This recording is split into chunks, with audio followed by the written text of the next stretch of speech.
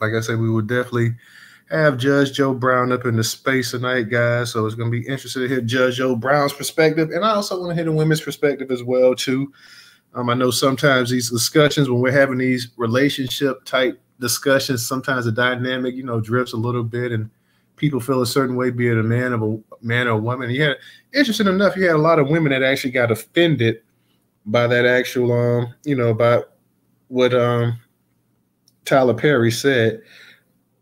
I found that very interesting that you had a number of women that actually got offended when actually he was saying something really about men, basically not, not being able to actually, in terms of financially, stack up to the women. So I found that a little bit interesting. I didn't. What he said wasn't actually factual either. When he was saying that women are making a lot more money than men, because that's not particularly true. If we look at the actual go across the actual income levels and stuff between black men and black women, black men still do make more money than black women. But I got what he was trying to say. I understand what he was trying to say. Basically, if you got a good man, and if y'all can work it out or whatever, this, that, or whatever. So I understand exactly what he was trying to say on that, but it wasn't quite factual. So shout out Dana. Dana, how's the reception? Can you hear me okay? I can hear you. I'm on my desktop. I just tweeted out something and I at you, so I was wondering if you could put it in your jumbotron. And I'm gonna tweet is Judge Joe Brown on mayor campaign information, and I'm about to at you with his website and the barbecue sauce and his cash app. So if you could just put that in your jumbotron. You say you tweeted it out? Yeah, I tweeted it and I at you in the tweet. So I think that's easier, right? Yeah. You know how to put it up in the jumbotron too, right? Well, I'm on my desktop, Oh, so okay. I Okay. don't. Maybe I can do it from here. If not, I can go ahead and I should be able to go ahead and get it. No, just because I know you. Okay, I see it. I'll go ahead and put it up there in the Oh, actual. share the space. Okay, I think I just did. I put it up in there. Oh, I just did it. Oh, you did it. Oh, So okay. I can go on the desktop. All right, so that's what I'll do. I'll just tweet it and put just his information in the jumbotron. Jumbotron. Um, yeah. Shout out. I see her original up in here as well too. And Dana, did you how did you feel? And before Judge get up in here, we can actually talk about some stuff as well too. I know the judge, he'll be coming up here shortly, but until he comes up in here, we can go ahead and kind of get the conversation rolling. How did you feel exactly? And how did you feel exactly about what Tyler Perry was saying in terms of black women being the breadwinners, and if you got a man, basically, because it was, from what I heard, it was a long. I know the clip in particular, it was like a minute 37 seconds, but I heard it was a much longer clip or whatever. I have the actual article parts of it from Black Enterprise.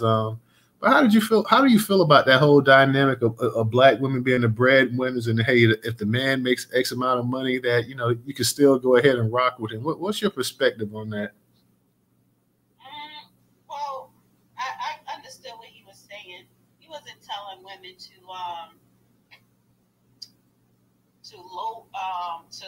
just get a bum, but basically you may have to. There are a lot of high earning black women, and you may find the right guy, a good guy for you that may not make as much as you, but that should be, as long as he's a good man and doing what he has to do, you may have to somewhat, I guess, settle. Like, don't just toss him away, because it's not all about money. And if he makes money or more than you, that don't mean he's a good guy.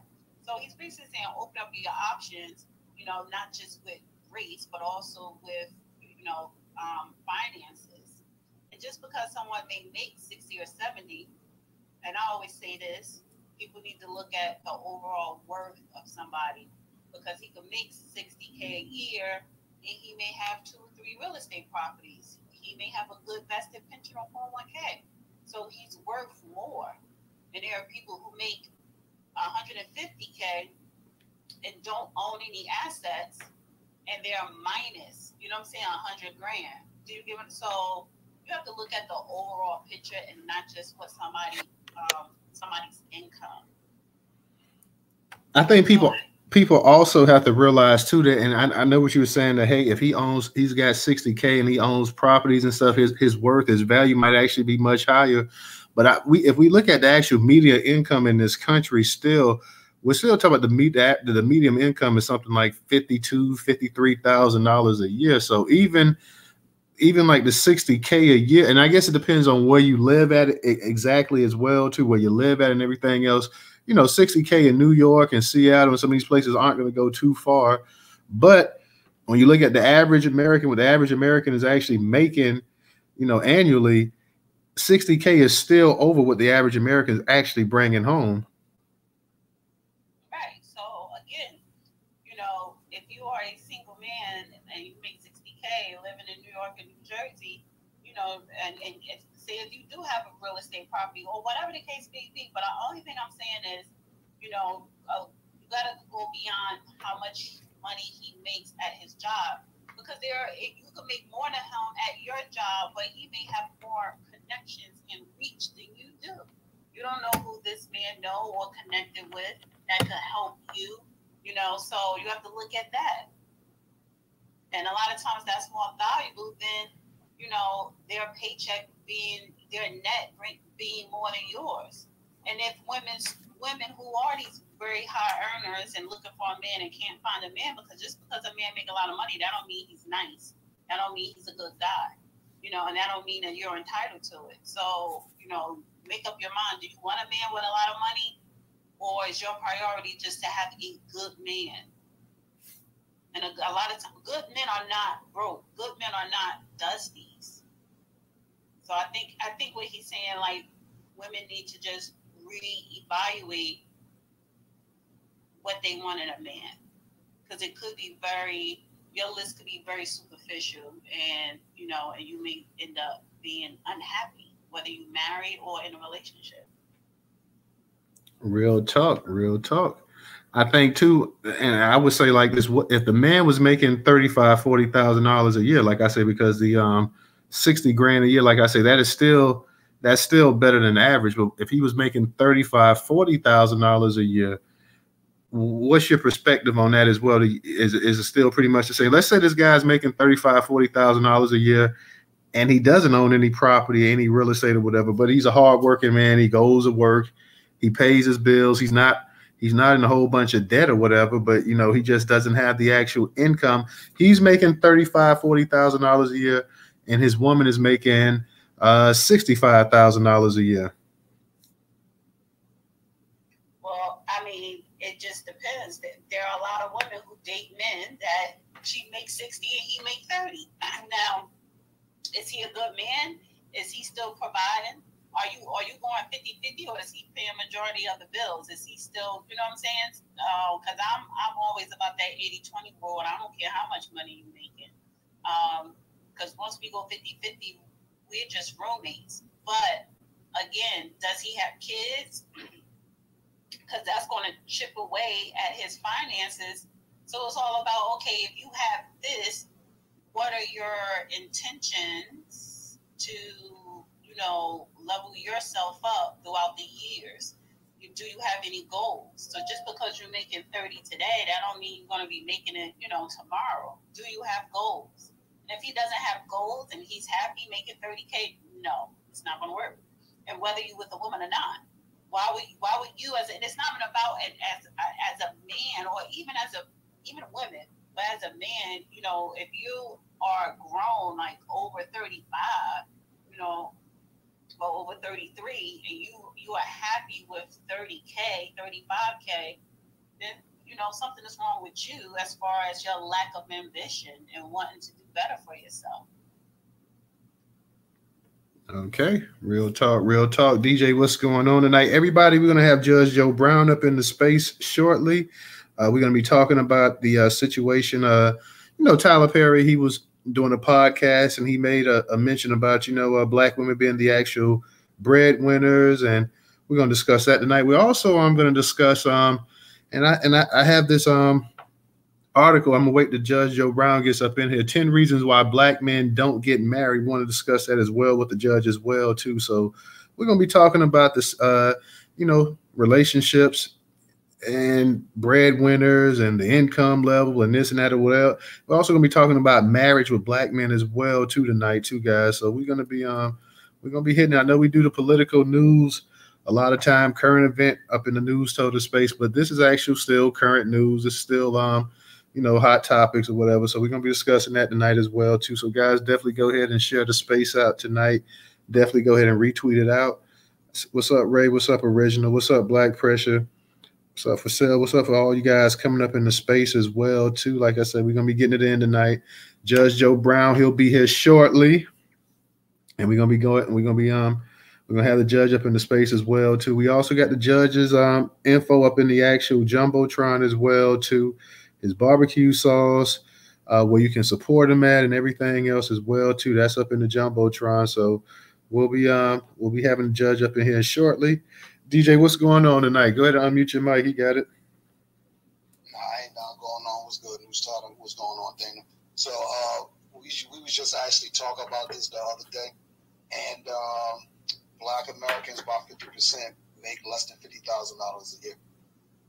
Make less than 50 grand. So there you go. Share the room out too, And it looks like we do have Judge Joe Brown in the house tonight. Judge Joe Brown, how are you doing?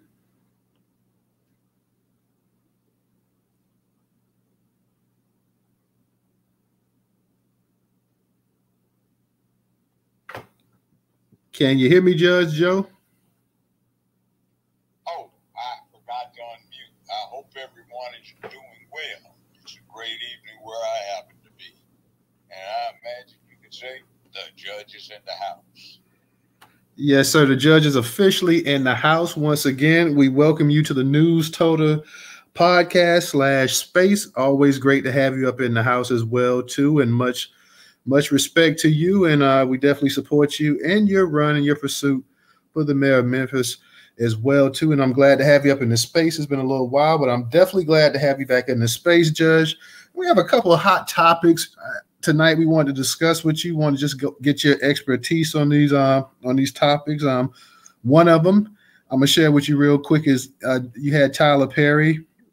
He was on the podcast, and Tyler Perry said something that kind of went viral, and some women got rubbed the wrong way, some men got rubbed the wrong way. But Tyler Perry was basically saying, and you know what? He's basically saying that a lot of black women are the actual breadwinners.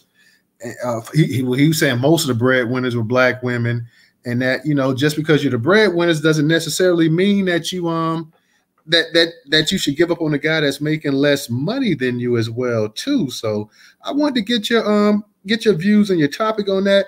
And also there was another article I wanted to share with you tonight, and I'm going to break that down when we get a chance. It says 10 reasons why black men don't want to get married. It gives you 10 reasons about why black men today, a lot of them are choosing not to get married. So I want to actually discuss that with you tonight, get your views on those two topics. And that's pretty much it. I'm gonna go ahead real quick, Judge, before you get it in, and I'm gonna read this article from Black Enterprise, and we'll go ahead and we'll get your opinion on the situation as well too. So give me 1 second while I get that article, and we'll go ahead and we'll read it out real quick, Judge. And like I say, once again, I'm glad to have you up in the space. It's been a little minute, but not that long. But I'm glad to have you back as always. So I hope everything is well with you. Can you guys, DJ, can you hear me? Because I'm going to the actual article. Can you hear me? Yeah, you're good. Go ahead. What's going on, Judge Joe? How you doing? All right, sir. All right. Okay, from Black Enterprise, it says Tyler Perry sparks social media debate about black women being breadwinners. Tyler Perry has some black women upset once again. The media billionaire made an appearance on the season 2 premiere of the Keep It Positive podcast with his hosted by Tyler Perry's sister star, Krista Renee Hazlitt. In a clip that has now gone viral, Perry spoke about black women being the breadwinner in some instances and how they should be okay with a man making less. In our society right now, black women are making a lot more money than black men, Perry stated. So if you can find love in a man that works at whatever job and is good, man, and is good to you, that's okay. That's not someone who's beneath you. That's someone who came to love you at your worth. The 1 minute and 37 clip sparked major debate among the sexes on whether or not there was some truth in the statement. The part he's leaving out is how much that man will secretly hate you that you earn more, how that will weigh in on their ego and how it seeps out and affects your relationship. In wild ways, says user iMan Europe. The message should be encouraging black men to do more, not encouraging black women to settle for less. As Hazlitt was agreeing with her boss sentiments, he decided to point out the fact that some people don't necessarily handle the narrative. That's so hard for people to take in because they need someone to make 5 times more than me, Perry laughed. But when you talk about just someone that loves you and supports you, it's a beautiful thing. Some of the men decide to chime in, claiming that all Perry does is talk a good game and that women won't listen to what he's saying. A couple users, one says, yeah, okay, cool story. My God, that ain't trying to hear that blank money is power. Another person said he's 100% right. Unfortunately, most women can't handle being the breadwinner and still respect their man as the head of the household and submit to him. Things got interesting when one woman who happens to be the breadwinner chimed in. So true, I make more money than my husband. And at the beginning, it bothered him a lot. I make it my business to make sure he knows, regardless, he is still the head of our household and the father figure and a man in mine and the kids' lives. He is awesome in every way. What do you think about this viral topic?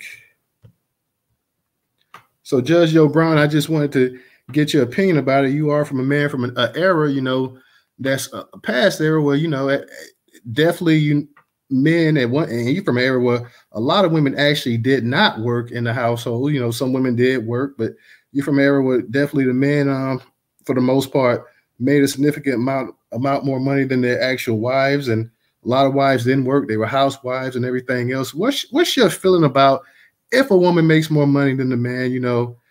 What in terms of because the one woman, she made clear that, hey, you know what, even though I make more money than my husband, I still treat him and I still respect him as the head of the household. What's your thoughts on that? Well, you pay the cost to be the boss, and in today's time, the one that has the most to do with what happens to the family unit is usually the one that ought to play the boss. Now, getting back to this whole thing, there are 3 statistics that apply to this situation for the whole population, all ethnicities involved. Currently, only 44% of the American workforce is male. You have a situation where for college undergrads, only 32% of the college undergrads in America are male. Only 36% of the grad students are male. For black folk, only 36% of the black workforce is male. You have another set of statistics, which are these, and this is produced by the Department of Defense in a 2011 paper that's been backed up by supplemental reports. They were concerned about recruiting. They said we can make you physically strong, but we can't make you mentally tough. You have to come in here that way. And they said they thought a lot of the problem they were having with recruits not being mentally tough is because 42% of the American population under 35 has been born out of wedlock, and they don't have appropriate masculine influence going up, and too many of the boys are socialized and acculturated with a mindset where they can be taken care of just like the girls used to. Now, there is a component of this that's not discussed much. It's called power and authority. You might take someone like George Herbert Walker Bush, and you might compare him with his wife. His wife is beneficiary of a trust fund, and the income that went to her from the Bush-Walker family enterprise, Zapata Offshore Oil and Zapata Oil Inc., that she was able to collect while Bush was president. Now, that made her have an income 10, 12 times his, at least temporarily, but who's more powerful in the whole world. The guy with the finger poised over the red button, that's the president. So somebody might be a 4-star general in the Army with all of that means and a very, very wealthy, upscale spouse or significant other these days. But it's about power. To a great extent, money or cash income or investments have a lot to do with power as it is either perceived or paid for these days, or that is represented by some standard. Since we've been here, and if you look at all higher order mammals or birds, there's this courtship ritual, and the female typically offers herself, the male poses a proposition of, hey, I would accept this, will you accept me? And the female, as part of the courtship ritual, goes into examining the presentation of the male to see if he is going to offer something that indicates she'll be better off with him than likely another male or by herself. She also wants to look at this thing too, where you have the problem with the confusion gets brought in because women look at a guy and say he might be a good investment. I'll help send him to law school, to medical school, to dental school, to business school so he can get his MBA, et cetera, because this guy looks like he's going somewhere. Now, one of the things that's inherent in this kind of consideration is the mating game, not just the temporary dating game. Sex to come as a reproductive thing rather than as a recreational thing. And she might consider that if this guy has a good income, that's indicative of a certain type of mindset that this guy is going to have, so she doesn't wind up with a son later in life who's 32 years old, staying with her with no job, broke, and nothing to do except continue to be a child in terms of being taken care of. Now, I know what they say, but there is an important aspect of paying the cost to be the boss. You actually can, and you pay for the tab, and if you know how to work it, you can work it. Now, I was sitting in the first class lounge in the Detroit airport with a good friend, and we both stumbled on the same article in Essence magazine. It was written by a black female PhD, and she titled the article something like, "Girls, Enjoy Your Thug." They're so exciting.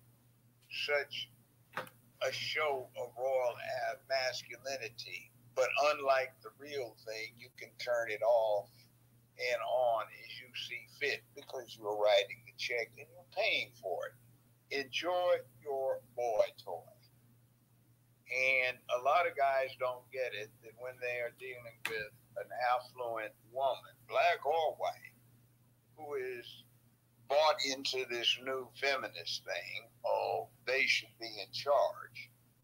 There is this thing that they don't deal with that would be heard if they happened to be sitting in a corner in a beauty salon, and that's how they were being discussed as an exciting boy toy, the way guys who were older in my generation back when used to discuss the very attractive women.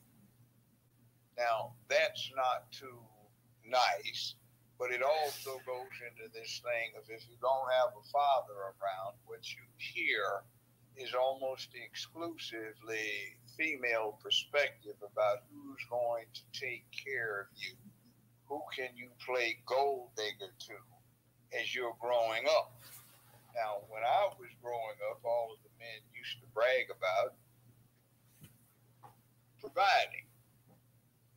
later on, when divorce became more popular, people would brag about how many houses they were paying for and how much support they were paying. It was like, look, I'm such a badass, I get to pay off all of this. You know, it's the thing. So, what are you doing when you start thinking of the relationship as a potential mating that's supposed to last a long time to deal with bringing the next generation in? Are you actually adding anything to it? There is a fourth very bad problem. And I got this 50-some years ago when I spent long hours sitting in the Library of Congress reading the microfilm records or copies of what we termed slave pamphlets. They were written from the beginning of the 18th century, 1706, I think, which was the earliest one I read. And by the way, that was not a letter, but that was a pamphlet from the William Lynch. And I think I've read 50 plus pamphlets. He was publishing pamphlets and touring on how to raise slaves for fun and profit. His point that for the next 150 some years was reiterated over and over was, is to be successful with slavery, you must introduce the elements of slavery into the Negro's culture so they teach themselves to be slaves. One of the things he said over and over again, and many other slave masters and instructors and the institution said over the next 150 years, was this: no matter whether or not you had a favorite black butler, gopher, or handyman, or your gun carrier, or valet, never deal with a black man when it came to managing affairs with your slave. Always go through a black woman and actually put her in charge of slave affairs, not your favorite manservants. So we have that right now, and that's exactly what you get. But it's combined with 50-some years of glorified dysfunction where the young women were taught to raise their sons in a fashion to accommodate this. And we have had such things as take your daughter to work week for more than 50 years, not one take your son to work week. We have had all of this thing about black women to be taking over business and black women to be pushed for being business managers and school students. And when you go to a historical black college or university, you see 75, 80, 85% of the student body is female and only 10, 15, 20% is male. And you see that. Now, that's not balance. And the other problem that flows out of it is simply this. It's not the girls that are doing the drive-bys, it's the boys. And when you take somebody that is the apex predator on the planet, human, males, who kill better than any other predator that's ever been here, and you do not train that predator, you do not give him something to occupy himself, he at the very least tends to get up to mischief, which too often morphs into killing somebody because that's what he does to earn a living. And the last time I had a steak, piece of chicken, fish, dog, goose, some like bacon and sausage and pork chops, spare ribs, something died. And the cow and the pig and the chicken didn't get asked whether they thought it was fair. They died. That's what we do. And that's what we do to feed ourselves. So it's our primary way of earning a living or to avoid something eating us. So when you get a situation where the woman is making all of this and the guy is doing that, essentially what you're running into is the woman is in a position to dictate what's going on. Now, some say that's a good thing. I don't, because basically you get down to the function of who defends the family and the woman in it. And because there is this human characteristic called sexual dimorphism, where the males are built differently, muscled differently, and tend to be larger and bulkier and more dense than the female, it devolves on us to do the defending. And when you are the defender, you are, in effect, the military component of a family unit or a community. And it should be with people that have to risk dying who decide how to die.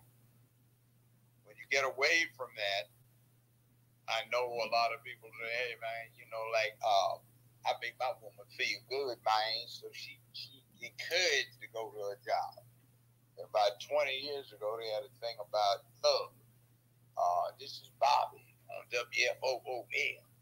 This is Take Care of Your Thug. We got callers. Tamika. This you, Tamika? Yeah, Bobby. You got you a thug, Tamika? Yeah, Bobby. He's so fine. He look like Denzel. All my friend girl, they Jay.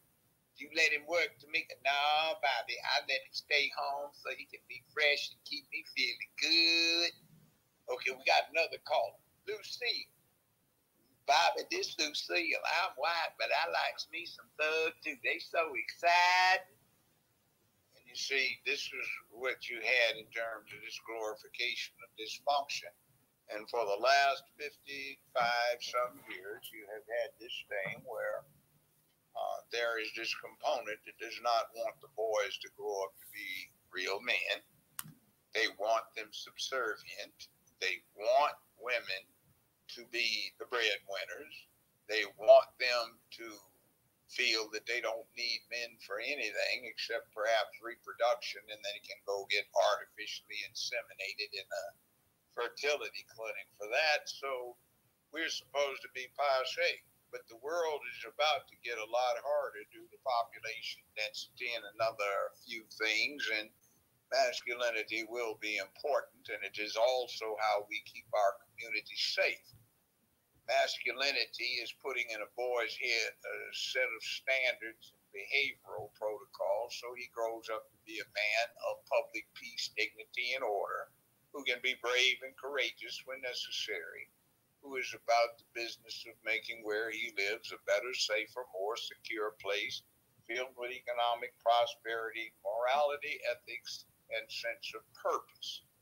And if you don't put that masculinity in the boy's head so he grows to be an appropriately socialized and acculturated man, then you get all of the drive-bys. You get glorification of pimps, hoes, drug dealers, murderers, thieves, burglars, who don't play Robin Hood for the benefit of the hood. They rob the hood and shit where they eat. So we have a lot of problems inherent in that. So I would make a strong suggestion to everybody. If you find yourself in that position, get it together. Stand up, buck it up, get it up. Start working on changing your circumstances so you can pay the cost to be the boss, because otherwise you're just being the equivalent with a role reversal, sexual role reversal, of being the dumb, cute blonde, if talking about white folks 60 years ago. Now you're the dumb, cute, big buck, the boy toy for somebody. And that's the way the women look at it. I talk to a lot of them and counsel them, and they're very unhappy with the circumstances, but that's how they express it. So, yeah, but no. Now I pass the mic. All right, Judge. Let me ask you a quick question on that. So let's say you have a gentleman that's out there, he's working, he works every day and everything else. He makes $45,000 a year, and his wife makes $60,000 a year. He still, even with his income, he still pays the bulk of the bills, you know. Well, let me tell you what the problem is with that example. You know what it is? No, go ahead. Go ahead. That's below middle class. You know what? You know this thing for your prepayment help on your student loans. The cutoff is $125,000 per person. There is a presumption that the middle class starts at an income for one person of $125,000 a year. Now, if you're not making $125,000 a year, which is almost a guarantee, or the equivalent thereof, a guarantee anywhere else in the world, if you've got a 4-year college degree, you get jacked around. So just think about it. The example you gave of the guy making what he makes, working hard, and a woman making what she makes, that isn't even American middle class. For a couple, it's $250,000 a year. And I know a bunch of people that make that as a couple, or $125K a year as a middle class single person.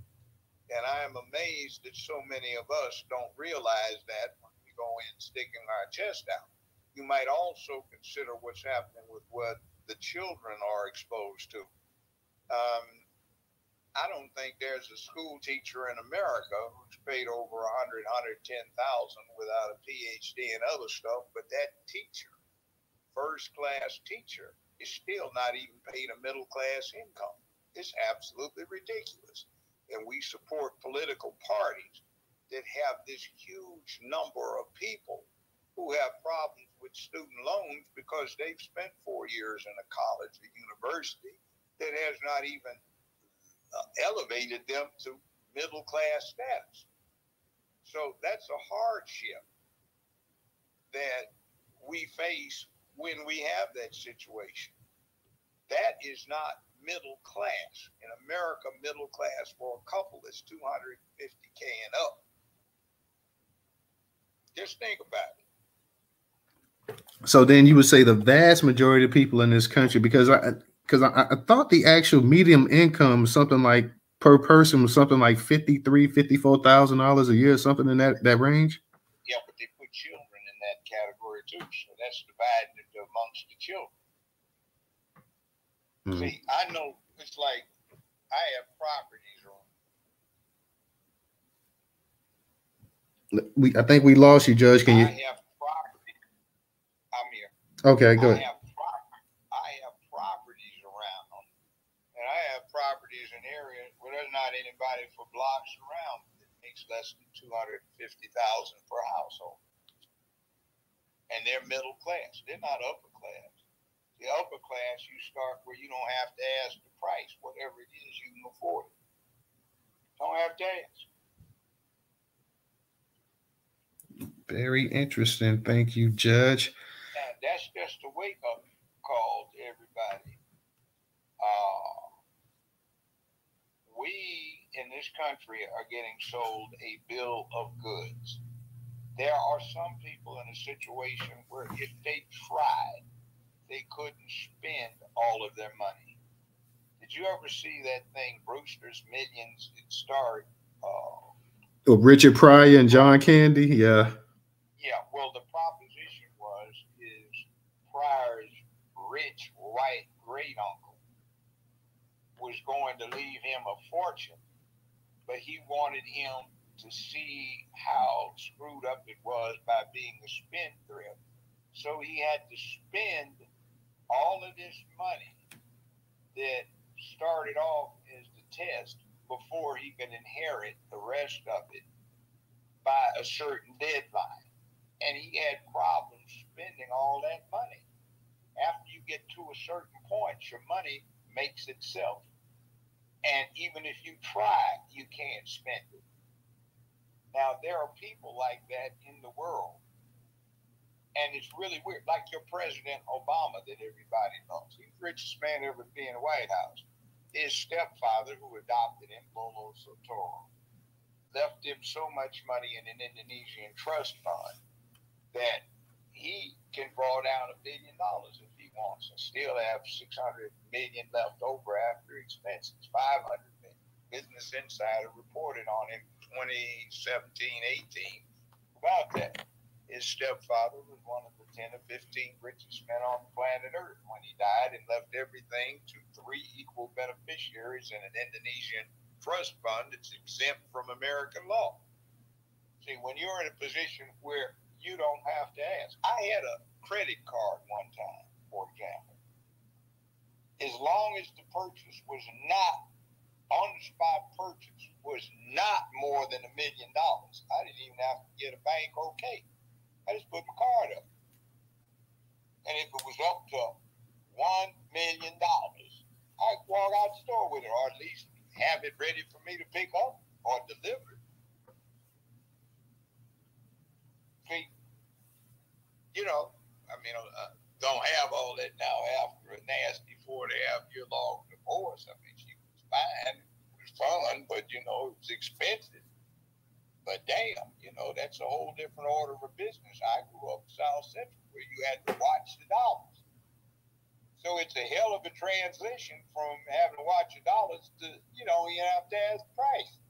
If they sell it, you can buy it. May not be the wisest thing to put your money in, but you can buy it. So what you tend to do is try to put your money in stuff that makes money. But that's another story.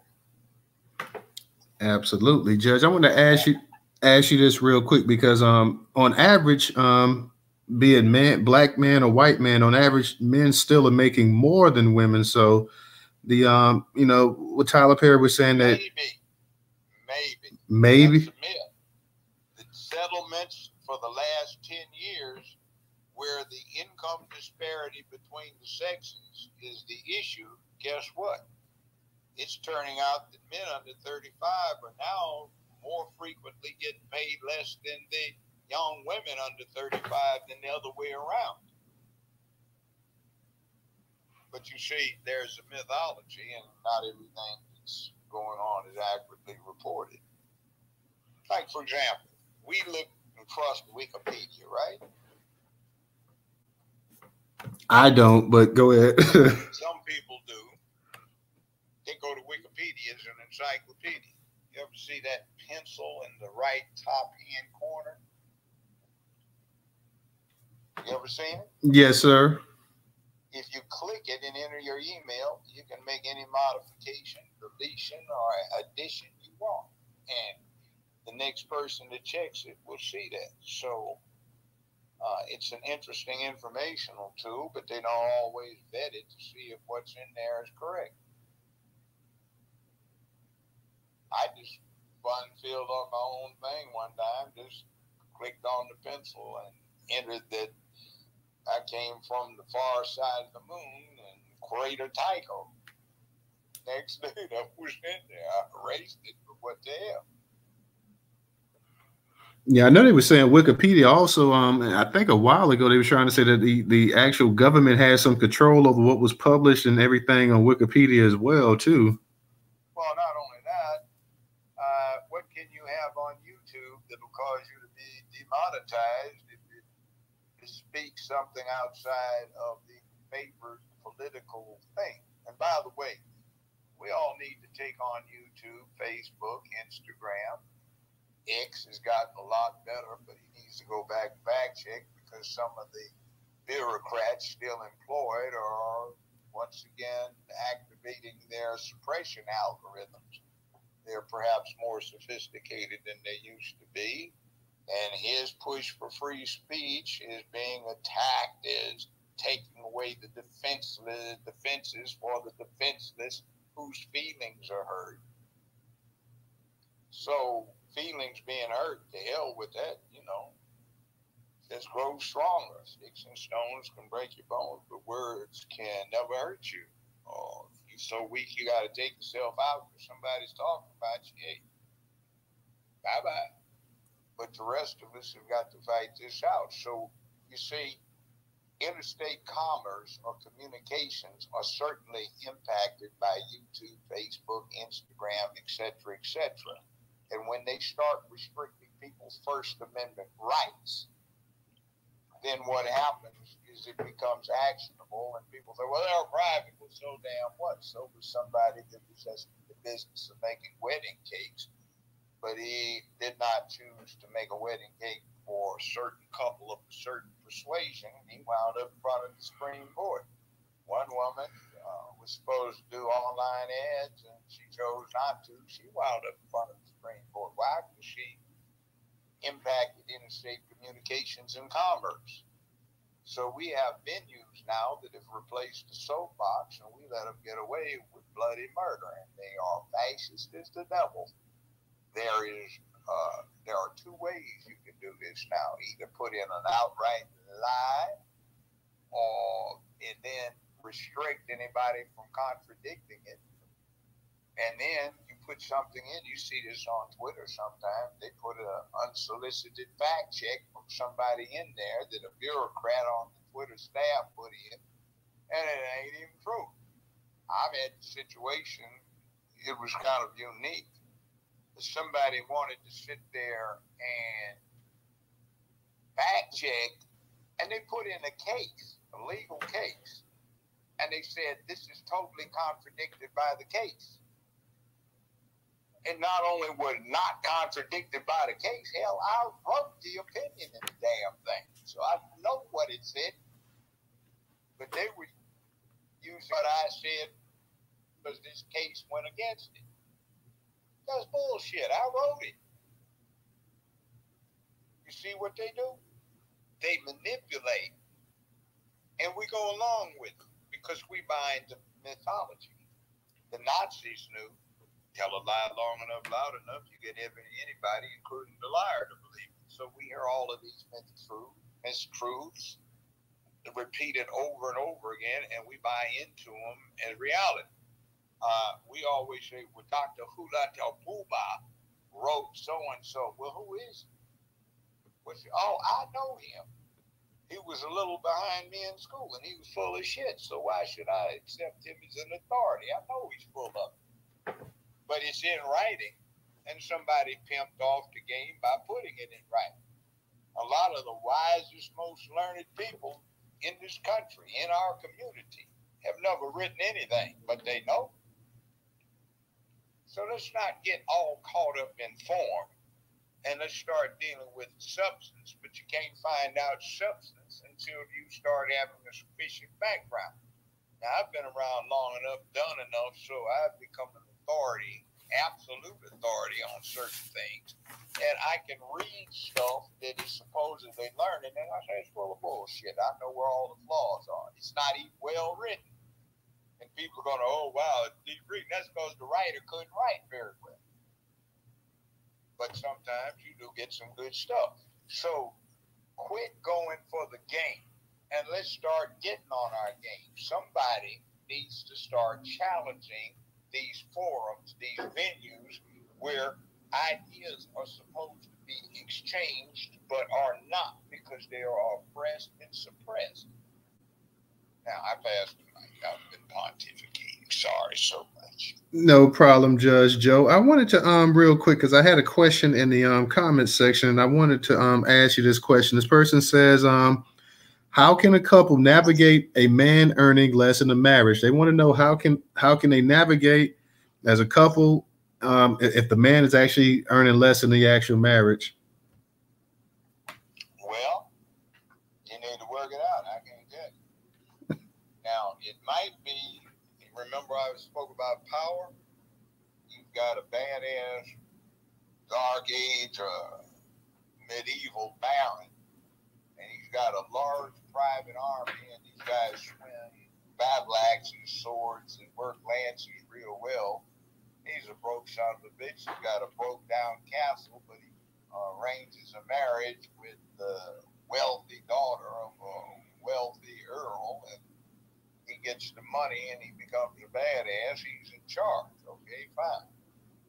Again, I said, this happens oftentimes in American history when it deals with white folk. You got a brilliant military general who's broke, but his wife's got a lot of money. It's about power, too. Power is being able to impose. Mao said power grows out of the barrel of a gun. And he's not wrong. In other words, power grows from ability to manifest and vest power and consequences. So if you got a powerful man, he might be Albert Einstein, a brilliant scholar, come up with something to advance the human race to the next level. And his wife is 5 times more wealthy than he is, but it's not the same thing. See, it's about power. Money is only a stand-in for those things that are the raw elements of power. Again, is this woman making an investment in the guy because he looks like he can catch fire in the future?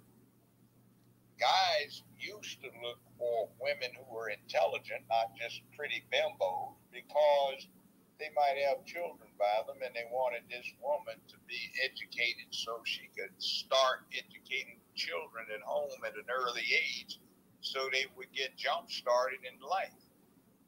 See, there are all kinds of reasons. And then a lot of women tell me, hey, I tried it, it was fun, but no, I might have an accident. If I get knocked up, I don't want to have children by somebody who is likely to pass on his tendencies, whether he's around or not, to a son that's 31 years old, staying with me and doesn't know how to get a job and get out the house. So it's all a balance. It's whatever floats your boat, whatever you can work. But I'm just telling you, there's a lot more peace when you pay the cost to be the boss. Now, humans are like they are because our ancestors had an idea of what was physically pretty, and the powerful alpha males got to pick pretty women, or what passed for pretty, whatever that happened to have been back when. And the pretty women, whatever that happened to pass for back when, picked the powerful men. So it tended to be physical back then, so we aren't what we see in some of the fossil creatures that get dug up in Africa. We're not 4 feet 2 inches tall. When we get grown, we are a lot bigger, smarter, and stronger. Same thing. When somebody is trying to mate and not just play, there are certain things you ought to be considering about who you might potentially breed with. I tell young men all the time, hey, young brother, don't put your in it if you don't want to get caught walking down Main Street, broad daylight at high noon, in front of all your homeboys with you. Don't go get something that needs to put 2 paper bags over their head and all the lights turned out. You know, follow ugly parents home, you get ugly children at home. So, hey, breed up. That's what we have to do. So the women might not be worried about your looks, but they're worried about your ability to provide, or they ought to be. And I hope if you're down and you find that your woman's got more money, or if you're a woman and you got more money than your guy does, maybe it's just a temporary condition. One of you can inspire the other to work harder, or go back to trade school, or improve, or stop looking at the football game or the basketball game and concentrating on upgrading your circumstances. Reality. And by the way, it has rewards. You get a whole lot of nookie when you get in a position to have power, or women find power an aphrodisiac. And when you got money, and people say, hey, dude, fine, he ain't nothing. Well, it's all relative.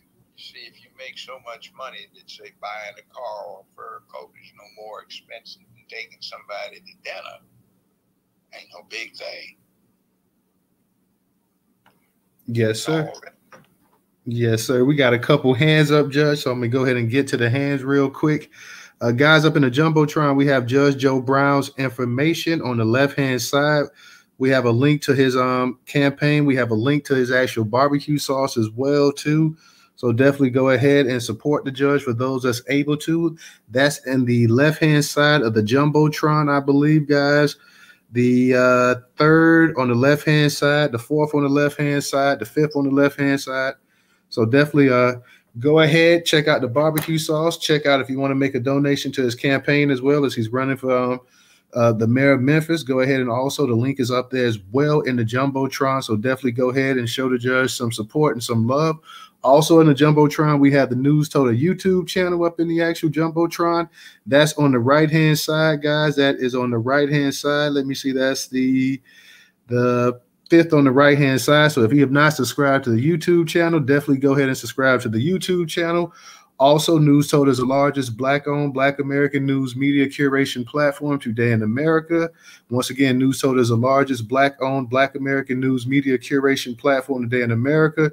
You can support us on Cash App, $Newstoter, $Newstoter. Stay up to date on breaking Black news in Black America. Make sure you visit Newstoter.com as we give you the rundown of what's going on in Black America today, whether it's news, entertainment, lifestyle, politics, education.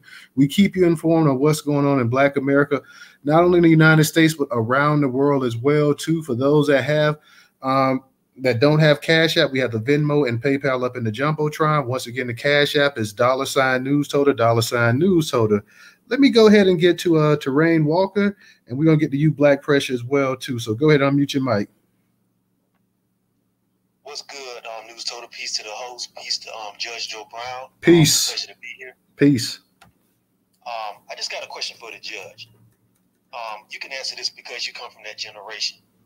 It seems like when I talk to people who are elders, whatever, that the family unit or the idea of a Black family unit seemed to be stronger when we had less. When we were like either in Jim Crow, we had less resources and we had to be with each other.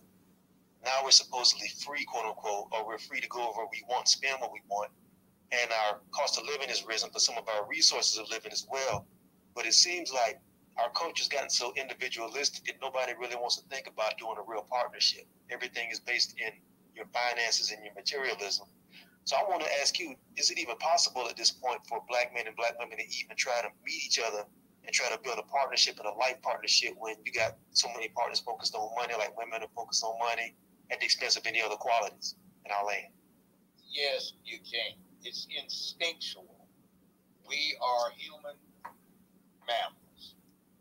We got a lot of instinct in us.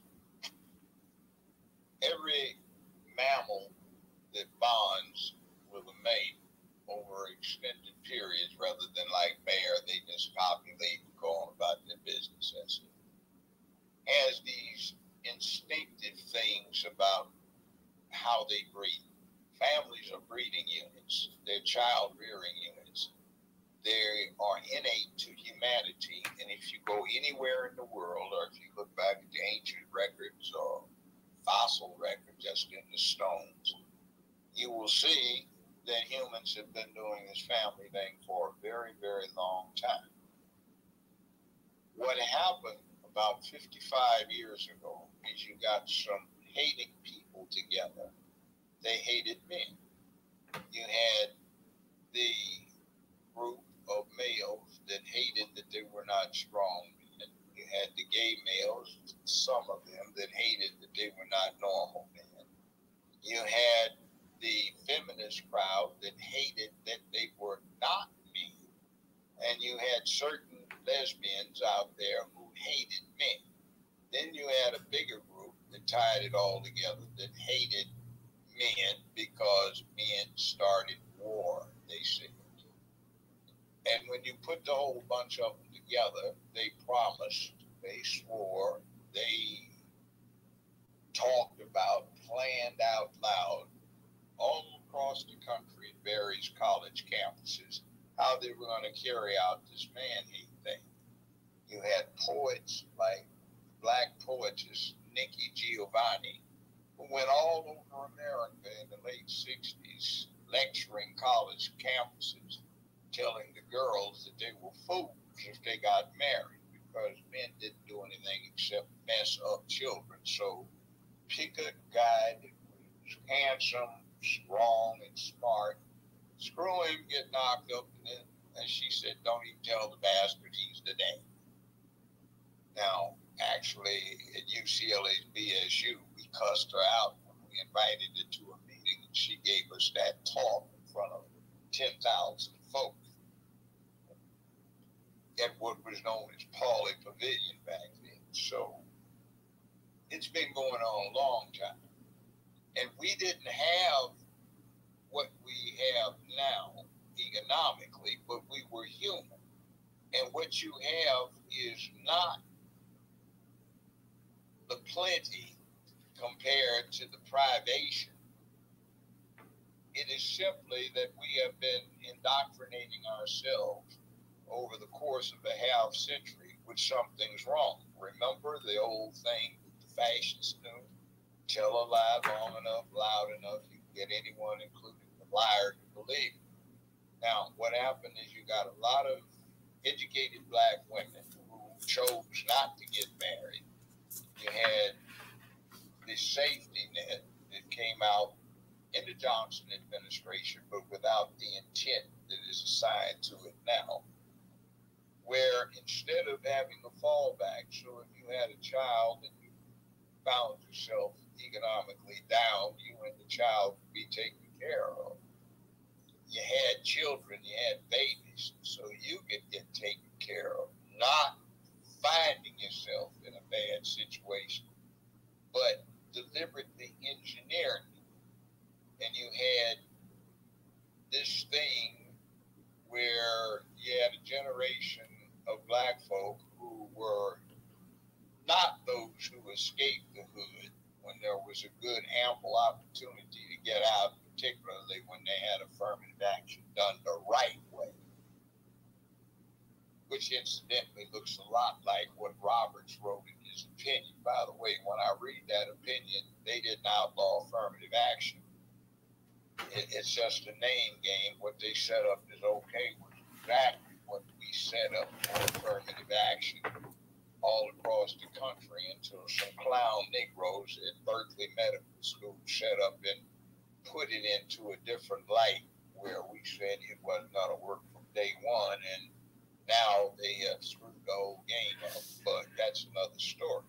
However, you had a group of black females who did not get out of the hood. See, back in the 60s, if you were in California, Illinois, other states, there was no tuition. Public universities were free. And anybody could go if they got the grades together, and if they didn't get them in high school, you could go to a junior college, and you could go to the university, and you could get out of the hood if you wanted to, or stay there, your business. But there were some people that had no leadership at that point, and then left the hood. And they put this man-hate thing in because they blamed men for their circumstances. And when they got this stuff that was being perpetrated in the media about anti-man, where the pimp, hoe, drug dealer, etc. were glorified instead of the working man, they fixated on that, and they raised these boys that they had to get checks with. And those boys were the targets of hatred of men. And I know when I ran the public defender's office for Memphis, I was the boss. A lot of my white employees were scared to go down in the hood, so I go down there and I'm on to a kitchen in the projects. There's a 13-year-old smoking in there, two 15-year-olds, a 16, 17, and a 19-year-old who was the client of the office, and a whole bunch of very nasty smelling kids with mucus caked all over their face, filthy, old, dead, 2-week dead food over their clothes. Their asses hadn't been wiped or washed in a couple of weeks. And their mamas were calling them all kinds of N-words and dog, just like you no good daddy and all this other stuff. Get me my cigarettes, you little pickaninny N, and this kind of thing. Get me a beer, little N, little greasy MF, blah, blah. Why you talking to your kids like that? I hate his ass. Just like no good daddy. But why'd you have 4 of them? And by the way, who is the 13-year-old? And then you find the 13-year-old and mama, the 2 of the little nasty kids running around in the kitchen. And all of they talk about, when you stop talking about that, I'm trying to keep you out of jail.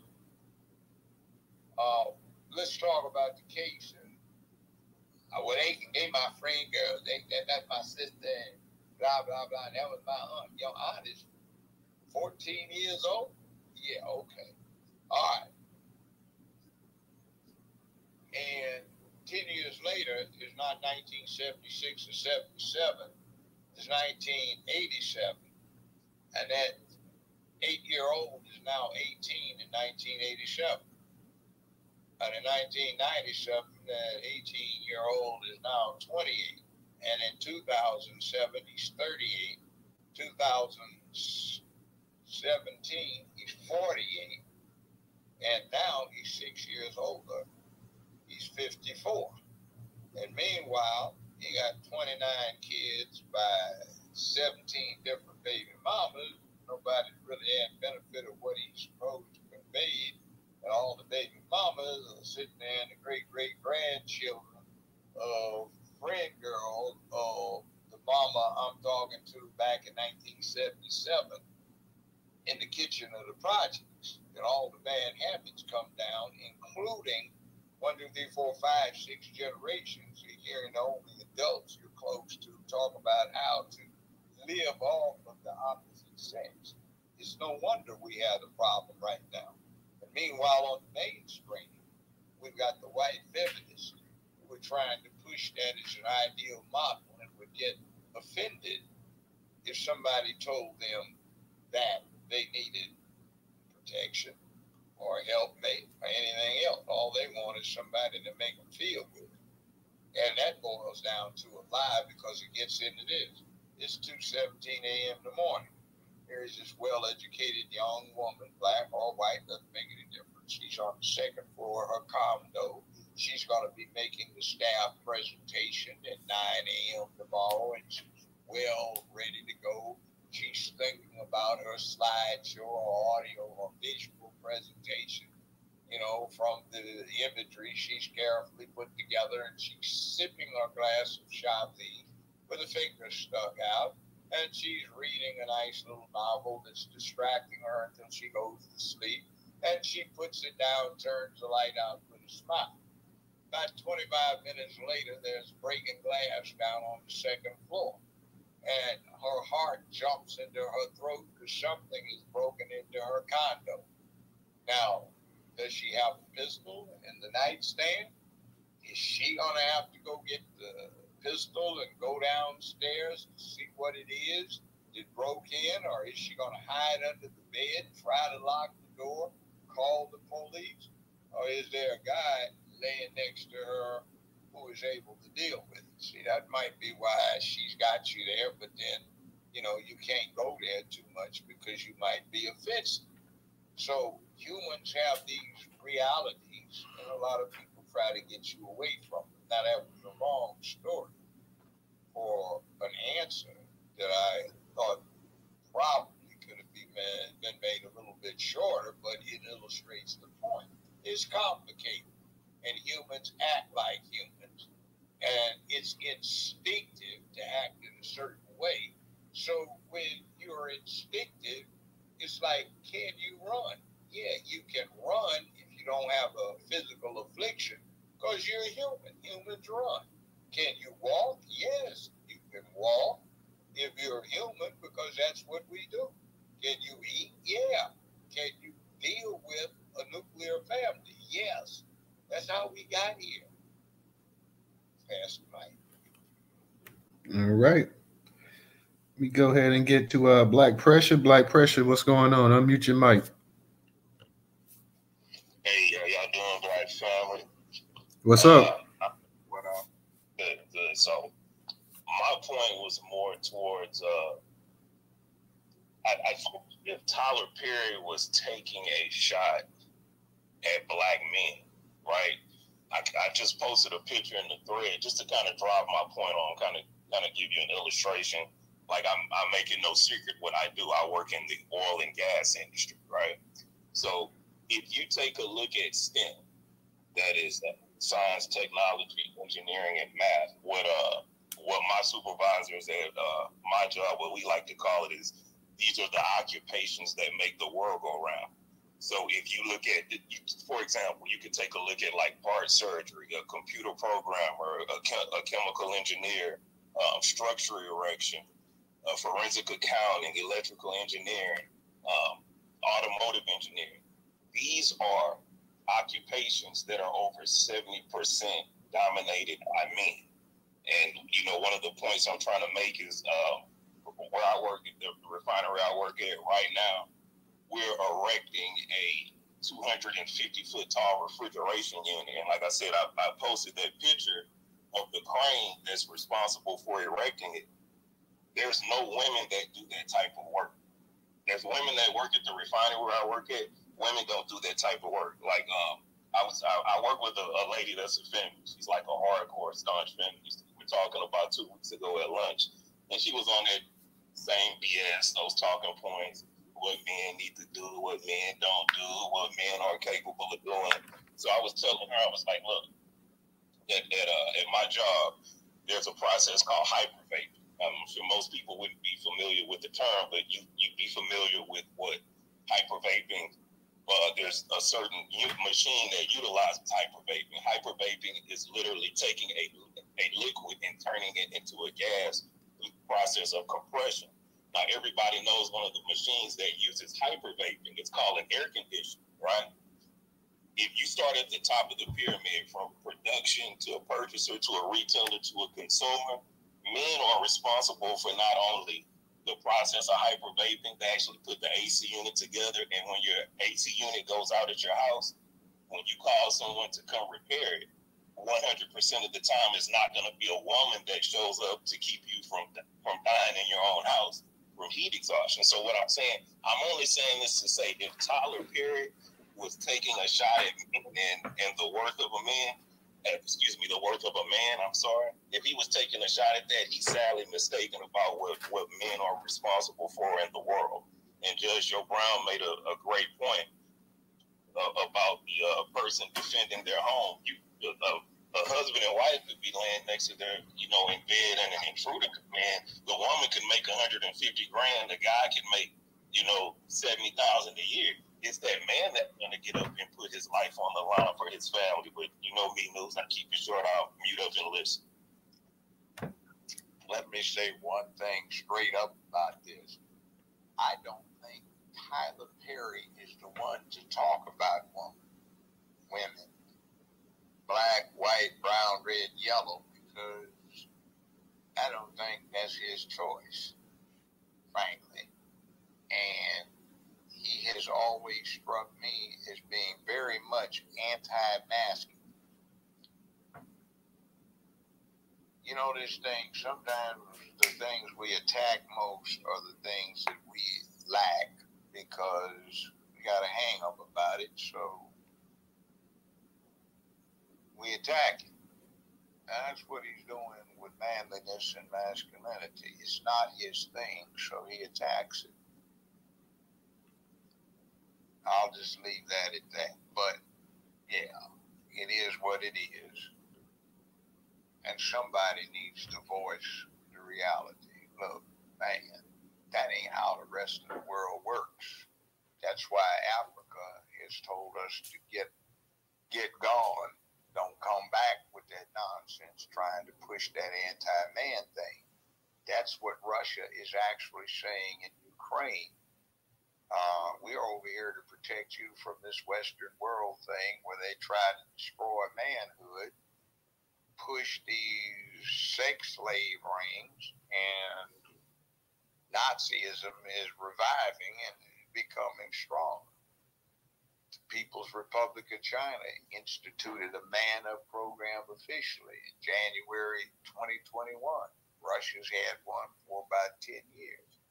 Russia will no longer allow Americans to adopt Russian orphans because they don't want them exposed to the anti-family stuff that is so rampant in America. So, man up, woman up. Women have a license to give advisement, and men have an obligation to furnish guidance. If the woman is too big a damn fool to know how to give advisement, man's too big a fool to know how to accept it, reject it, or at least listen to it, and he's too weak to give guidance, then it doesn't work right. So it behooves the women in society to try to get a healthy, whole society and raise their boys to be good men. And it behooves the men in the society to assist in this, so they protect womanhood and promote manhood, and they also promote the feminine aspect of women, the strength aspect of women, and the patterning of everybody. So as a collective society, as a whole, it works, so the next generation comes up okay. Now, that said, I don't think Tyler Perry is the one for anybody to listen to. Is it because of the Madea movies? Let's just say, in actual fact, I think, well, let me just say this. Hollywood brags about the fact that 9 out of every 10 people you see anywhere in Hollywood are into that rainbow thing. That's their business. Get your freak on in the bedroom. But when you listen to their prognostications and what they have to say about the world, keep that in mind. That's his business.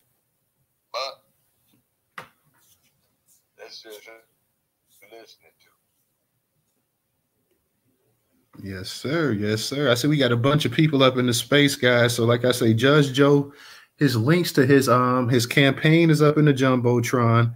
Also his barbecue sauce. And Judge, I jumped on the grill today myself, and I cooked some turkey legs and put some Cornish hens on there. That was the first time I ever smoked them. So Dana, when you talk to your dad, definitely tell him to go ahead and get that temperature around about 250, 275.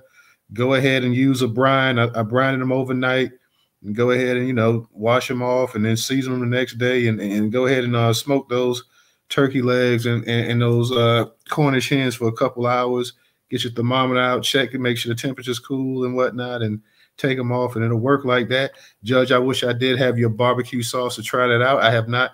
I have to go ahead. I have not purchased your barbecue sauce, but I'm gonna go ahead and I'm gonna click that link. And I am going to make a purchase of that barbecue sauce as well, too, because I want to try it out. I want to see exactly what's what with that as well, too. So, okay, let me give you a suggestion. I cook pretty well when it comes to cooking animals. What you're talking about when you're smoking stuff like that, get the powder, the seasoning. That's also available. Okay, so you got some. Oh, you got a dry rub, too? Oh, well, we call it seasoning because you can do so much with it besides dry rub. We also have chicken links, smoked and raw, hot and mild. And we will be having some of these Beyond Meat links too that are okay for vegans. They just taste like meat, but they're not, and they are great too. We are having links made out of that. So go to the site, Judge Joe Brown Barbecue, JJBBQ.com. Yes, sir. And we have that up in the Jumbotron as well, too. I'm sorry, Judge. Go ahead. Now, just letting people know that's up in the Jumbotron, guys, as well, too. It's on the left-hand side, the actual link to Judge Joe's actual to where you can purchase all of his barbecue-related items. That's up in the Jumbotron. Also, for those that support trying to get somebody in the politics that you believe that's going to do something, you can also make a donation to Judge Joe Brown's campaign as well, too. That's up in the Jumbotron as well, too, guys. So all of this stuff is up in the Jumbotron tonight. So definitely go ahead. If you are a barbecue enthusiast, definitely go ahead. Get the seasoning, as Judge said. I'm used to the rub, but okay, Judge, I do use seasoning as well, too. I do cook other stuff. So get the seasoning, get the barbecue sauce. Try some of the links and everything else as well, too. That's up in the Jumbotron. Also, like I said, the actual link to his donation, that's all on the left-hand side in the Jumbotron. I see we got a bunch of people up in the space tonight, too. So for those, it's a bunch of y'all that's not following Newstoter here on Twitter. If you want to stay up to date with what's going on in Black News today, definitely go ahead and start following Newstoter on Twitter. Stay up to date. Definitely check out the spaces we hold Monday through Thursday as well, too. Visit the actual website, Newstoter.com, which is the largest Black-owned, Black American news media curation platform today.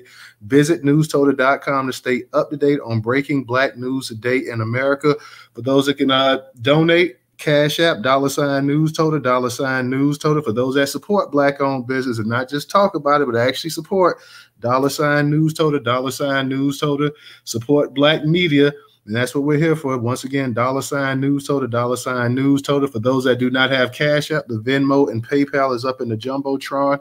For those on YouTube, make sure you guys like, share, subscribe, leave a comment for tonight's broadcast. Also, the Cash App and the actual Venmo and PayPal is up in the description on the YouTube channel, and all the articles for the night as well too. Pressure, I'm going to get to you real quick.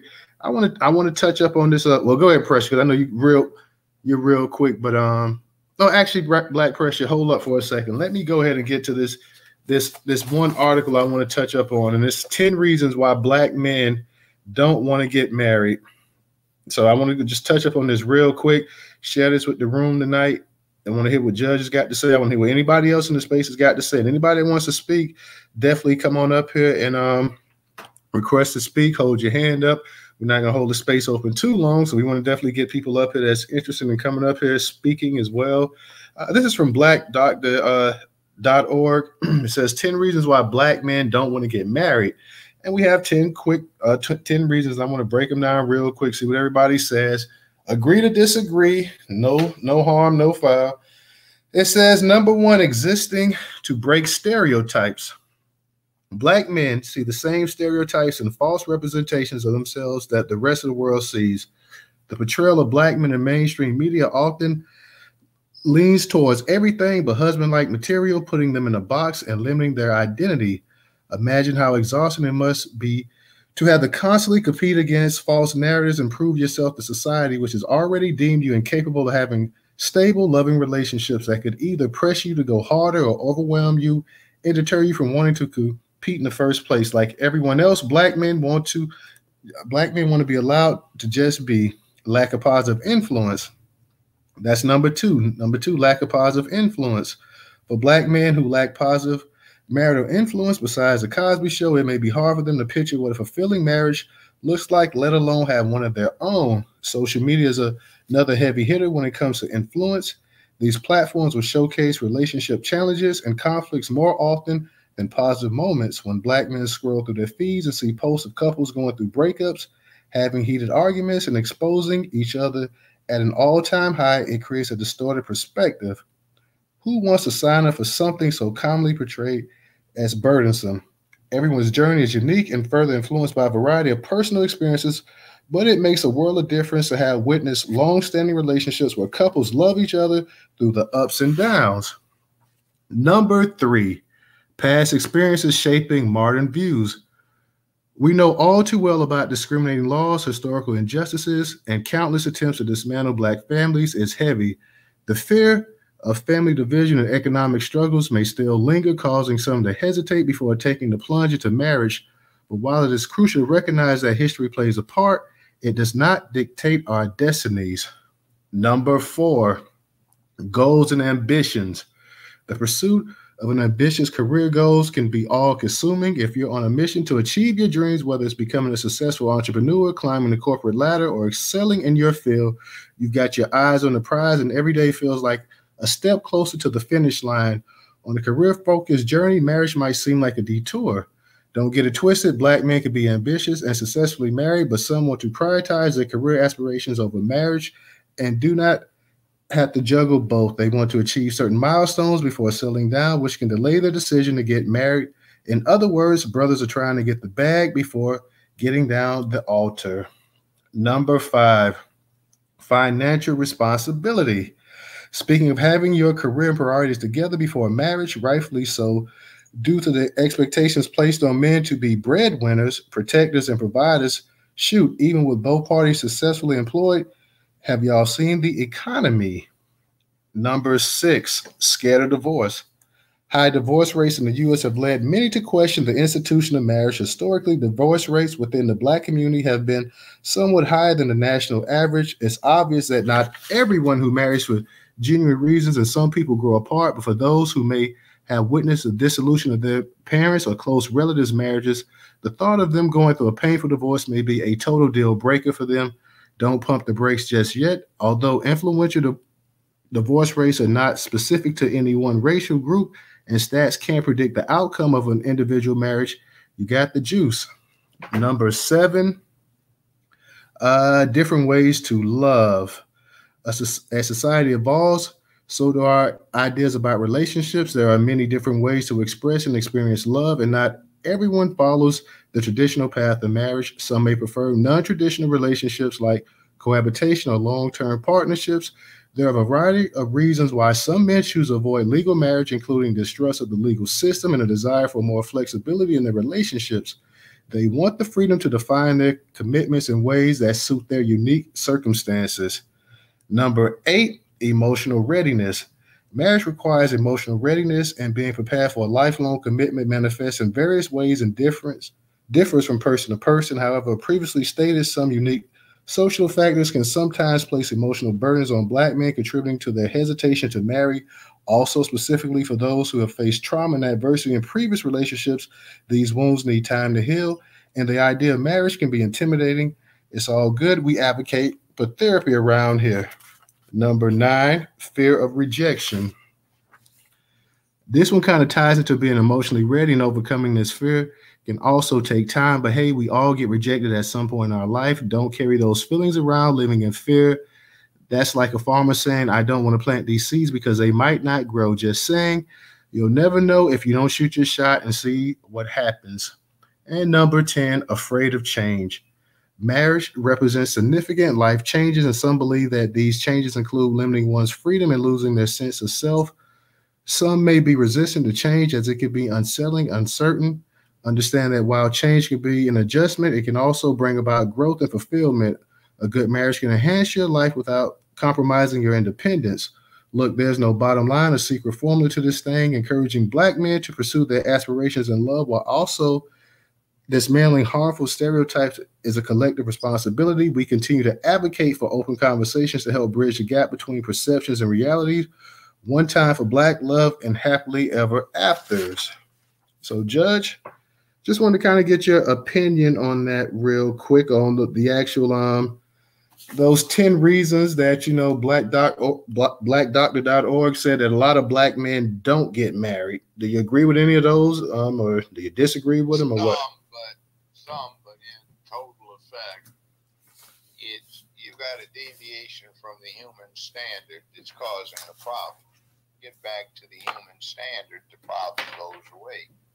Young women feel much happier because the things that actually satisfy them, and they don't have to reject those things to try and force themselves to adopt what political correctness dictates. The guys get to do what they do, and the mothers get to do the equivalent of the Spartan mother's son. Come back with your shield on and do or die. You have things to take care of. Return to normalcy, and people feel better because it's what you're designed for. And there is no one side is stronger than the other. We each do different things. We're not equal because we aren't designed for the same things, but we have equal value because the next generation depends upon both male and female. And a male and female can become man and woman, and with a bit of refinement, a lady and a gentleman. So we have to go through the primary stages, and too many don't like it, so they're trying to short circuit that process, and it doesn't work. Like any other thing you short circuit, it sparks, smokes, and it can reduce the whole thing to ashes after the flames break out. Pun intended. Yes, sir. Black Pressure. I know you had your hand up. Go ahead, Black Pressure. Hey, Boots, I've said this before. You heard me say it because we touched on this topic in your spaces before. I'm going to say it again, and I'm probably going to say it again if we talk about it again. The United States justice system is a literal meat grinder to black men. I am not against the institution of marriage, but what I am against in catastrophic situations, and when I say that, where the marriage comes to an end, the man gets bent over in front of the world. I'll use myself as an example. Like I said, you know what I do. the occupation I work, it's very demanding. Like right now, I'm on my 13 and 1, so I'm working 13 days and 1 day off. So I'm off 2 days out the month right now on every other Sunday. You know, I look at my little pennies I save, and I think, okay, boy, you're doing pretty good. You know, when I look at the money I'm able to save, I can just imagine me being married and my spouse wakes up in a day and says, you know what, man, I don't love you anymore. I want to be with Joe Blow. And I got to give up half my shit that I almost killed myself to make. I'm just not willing to do it. I'll mute up and listen. You know what? There's a peculiar thing, sir, about what you're saying. Interestingly, let's take child support. Do you know which ethnic group pays their child support most regularly, on time, and in the amounts that they were ordered to pay? It's black men. We are way above every ethnic group in the country. It's our thing.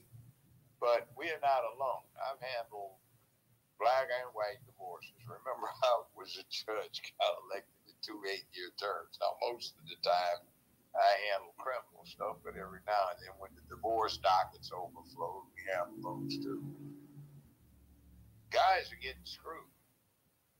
There is this tension in the whole system between equality, which means if the woman was in a relationship where over a period of time her guy made less than her, she might wind up paying spousal support or alimony. And if there's a split custody thing, she might wind up paying child support. It's happening, and they don't like it either. But there is this thing to refuse to acknowledge that there are differences, and it's not wholesome. And there's also this thing, too, which is kind of an insult to the women. And it is, a woman is essentially a child, and once you take her from her father, you owe an obligation to support her as though she were a child. And that's an insult to the women, but that's the fundamental basis for what they're doing, and it's not quite rationalized now, and there are problems with it. If that adds anything to the mix. It's rough. And I'll tell you, the one grievance that we should have is this. It used to be when you were younger and you got behind this 8 ball, you could grow out of it. You got more money, you improved your employment circumstances. But then now they got an automatic increase if you have an increase, so you never get past it till maybe somebody got remarried again, but that doesn't happen. I mean, I was getting screwed until my ex got remarried and I didn't have to pay spousal support anymore. I never paid child support to her because we didn't have any, but that was with another wife. I've been divorced for that one for 32 years, so it is what it is. It's rough. That's our thing about paying the cost to be the boss. Hey, Judge, can I tell your business a little bit, if you don't mind? That's cool, and I'm with you. I'm with everything you said, but nobody in this room is $100 million earner like you've been. I'm 1,000. If that makes sense, it's gonna be hard for me. Well,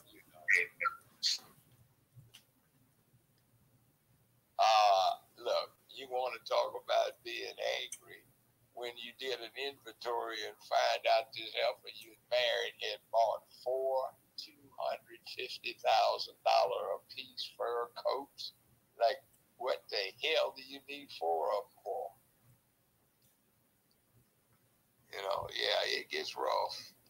But see, this is the truth.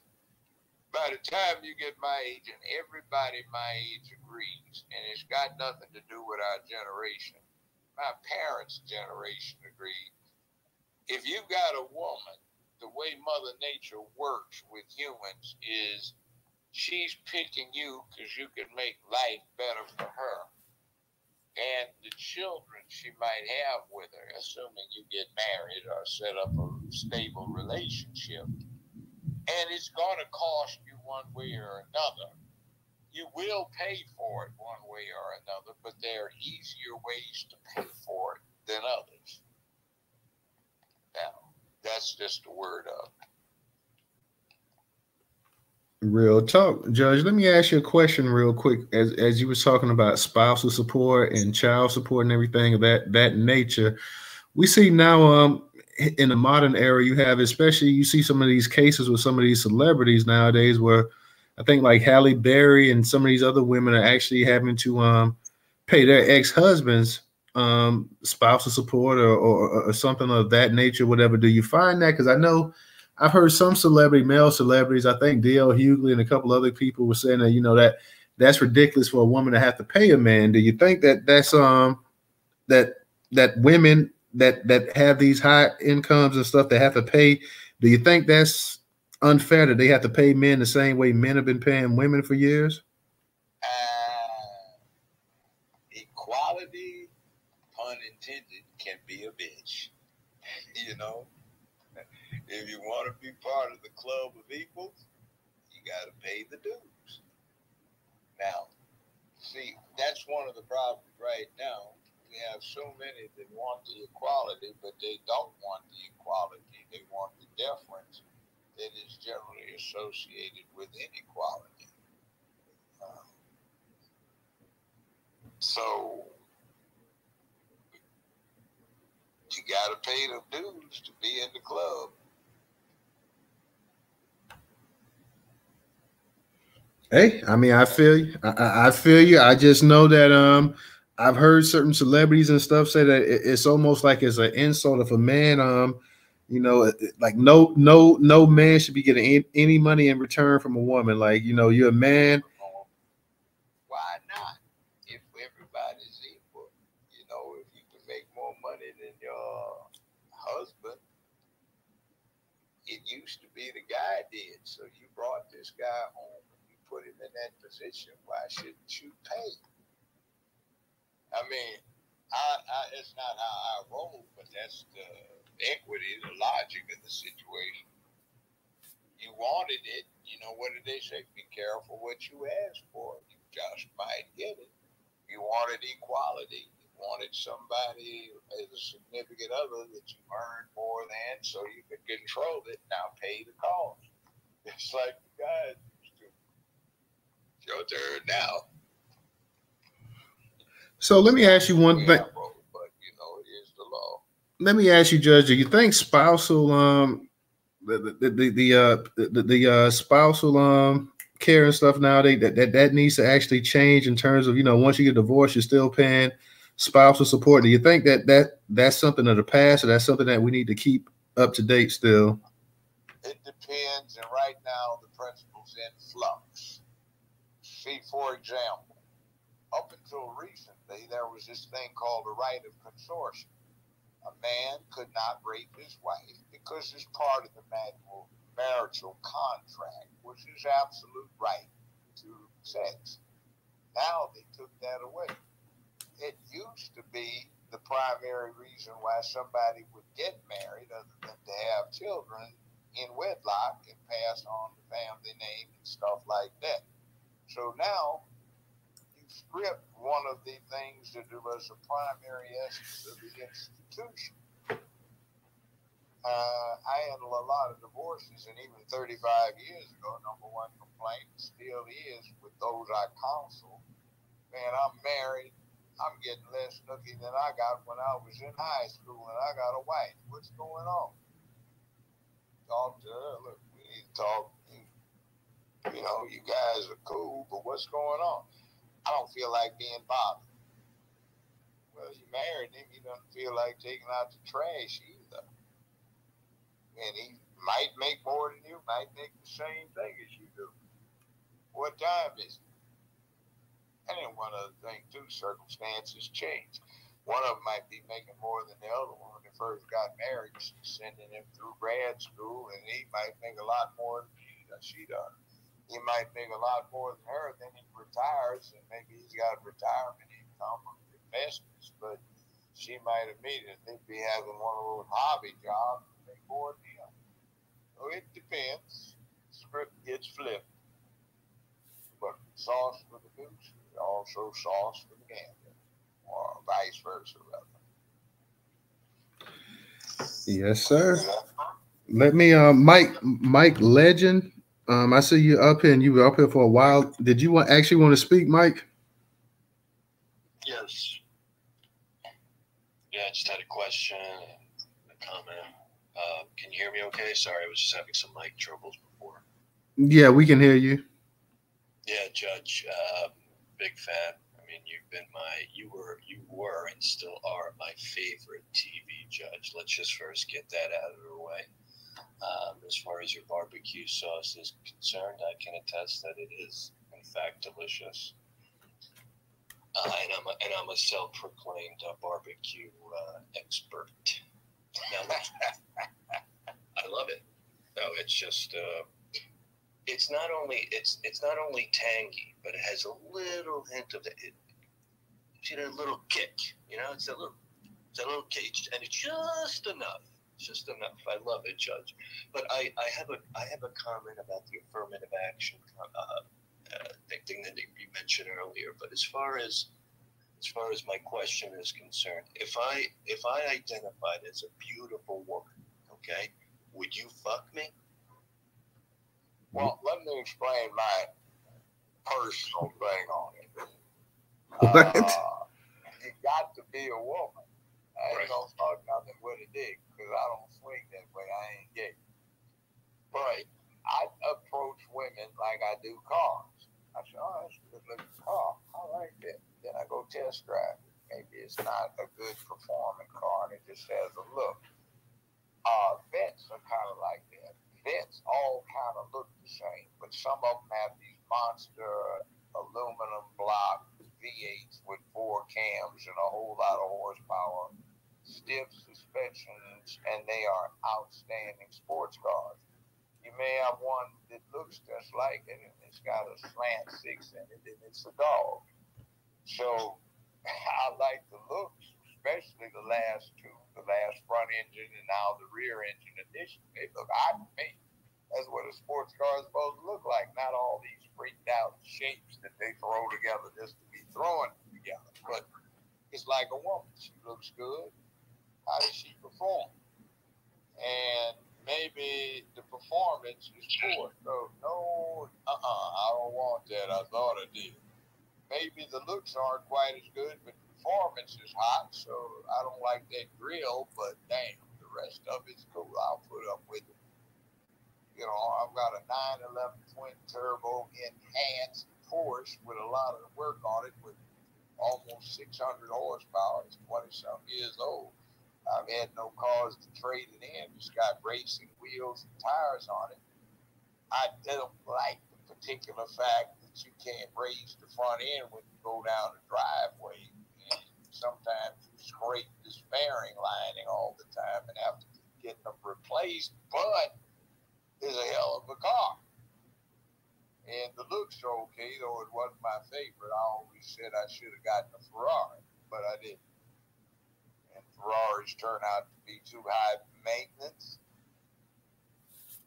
And sometimes you're in parts of the country where you can't find a shop, nobody else knows what to do to work on it. So it was kind of a balance. That's like finding a woman. If that makes sense. All right, Judge. Let me give a shout out real quick to Cognitive. Cognitive, thank you for your contribution on Cash App. I definitely appreciate that. Let me see if we got any. I see a shout out to some of our people up in the space tonight as well too. I see we got a number. Oh, we got some bad weather down here in Florida too, so we definitely gonna keep the space going too much longer. But shout out to Cognitive, No Taxation, Miss Giselle, Aunt Lie. Like us, Ray's down there in the space. Your cousin, he's down there as well too. Shout out to Ray. Reza, I see you down there as well too, guys. Shout out to a bunch of you up in the space tonight. Like I say, if you're in the space or you're not following Newstoter, make sure that you follow Newstoter. Make sure you follow Newstoter if you want to stay up to date with what's going on in Black news today. Anybody in the space, and I know it's a number of people in the space that are not Newstoter followers, but definitely go ahead and start following the host and the actual speaker tonight too. If you're not following Judge Joe Brown, which I'm sure most of you guys up in this space are following Judge Joe Brown, definitely go ahead and follow the judge. Follow Dana with the data as well too. Make sure you follow Dana with the data. Make sure you check out Dana The Real Dana and Judge Joe Brown, they're always on YouTube together as well, too, guys. So definitely check the both of them out because Judge Joe Brown, he's always on there with Dana, and they have some really good broadcasts together, guys. So definitely, if you have not, definitely check that out. Like I say, I'm trying to see if we got maybe one or two other people that want to come up here and speak, ask the judge a question, because we ain't gonna keep the judge too long. Make sure y'all get that barbecue sauce, like I said, as well, and make sure you also go ahead and donate to the judge's campaign. Now, Judge, when is the actual election in Memphis going to take place? In October sometime? Well, early voting started Friday. It runs through the 15th, and the main election is October 5th. And here's my problem right now. They're running a total news blackout on me in Memphis, almost. Now, what they are trying to do is every time I did speak someplace in some of the few forums that weren't just ridiculous in terms of their format, is they said, you can't use your title. What do you mean I can't say I'm Judge Joe Brown? Well, I'm Dr. Joe Brown. All right. Well, you can't do that either. Well, preacher, you're saying you're Dr. Reverend so-and-so. What about me? You know, I can't do that. See, what you're trying to do is we have a councilman, former councilman, city councilman, who has been a city clerk who is not running for re-election, whose name is Joe Brown. And some of the publications have been running his picture as the Joe Brown running for mayor.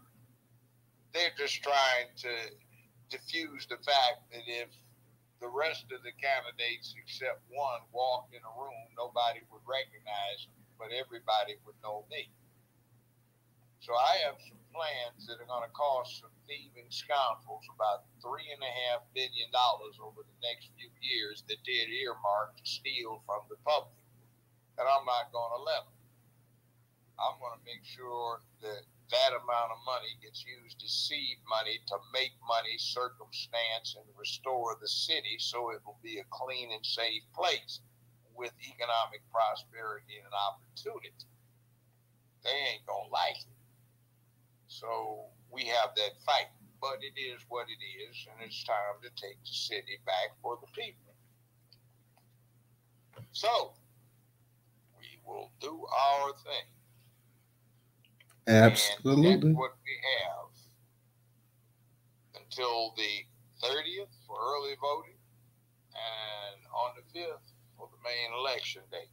There is no runoff, and it's a nonpartisan position. You can't declare your party, though it looks like most of them vote Republican in the primary and Democrat when it comes to the main election. So the salamanders, most of them don't give a damn about anything but what they can make out of the position. That's not me. I don't need the money. Okay. Absolutely, Judge. Arenza, you want to ask the judge a question real quick? Yeah, good evening, everybody. This is Arenza Thickpit Jr., a.k.a. Ice Phantom, here in Alaska. Time is currently 5:55 my time. I want to give a shout out to you, Judge, and I had a quick question for you. Those people who are engaged in this deceptive tactic to confuse people about the words Joe Brown, or to get people not to be able to have insight as to you being a competitor for your position that you want everybody to vote for you. Isn't that against the law or some form of civil disobedience? It's unethical, and of course, a lot of it's against the law, but they think they're immune to the laws. Now, I just showed up last Thursday night for a mayor's forum. It was supposed to be Channel 5, which is one of the main stations we have here, the Commercial Appeal, which is the only daily newspaper, and the League of Women Voters. Okay, I got the invitation. I indicated I would be interested and would show up for a forum at one of the local colleges. So I had some of my youth. They were going to show up for support. I got the second invite to confirm. I show up. They start leading me to the audience. I said, excuse me, what's the problem? Well, we'll give you a seat in the audience. Well, I'm on the program. No, you're not. What do you mean you're not qualified? The hell do you mean I'm not qualified? Well, you can sit out in the audience and watch those who are better qualified and you can learn. You have lost your goddamn mind. Well, we find that you're not a credible candidate. Who the hell are you? Most of the polls show I win if they're polls. So what in the hell are you talking about?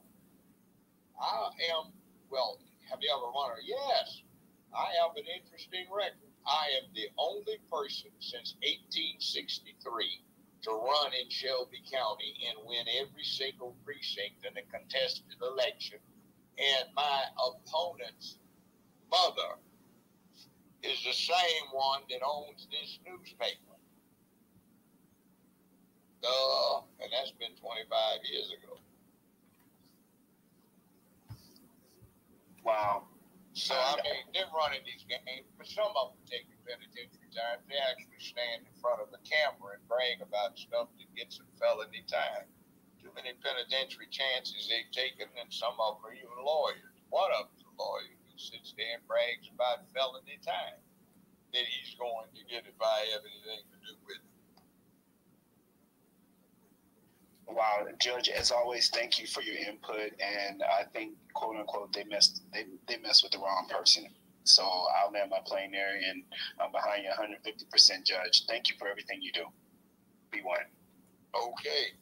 All right. Thank you, Reza. Appreciate you as always.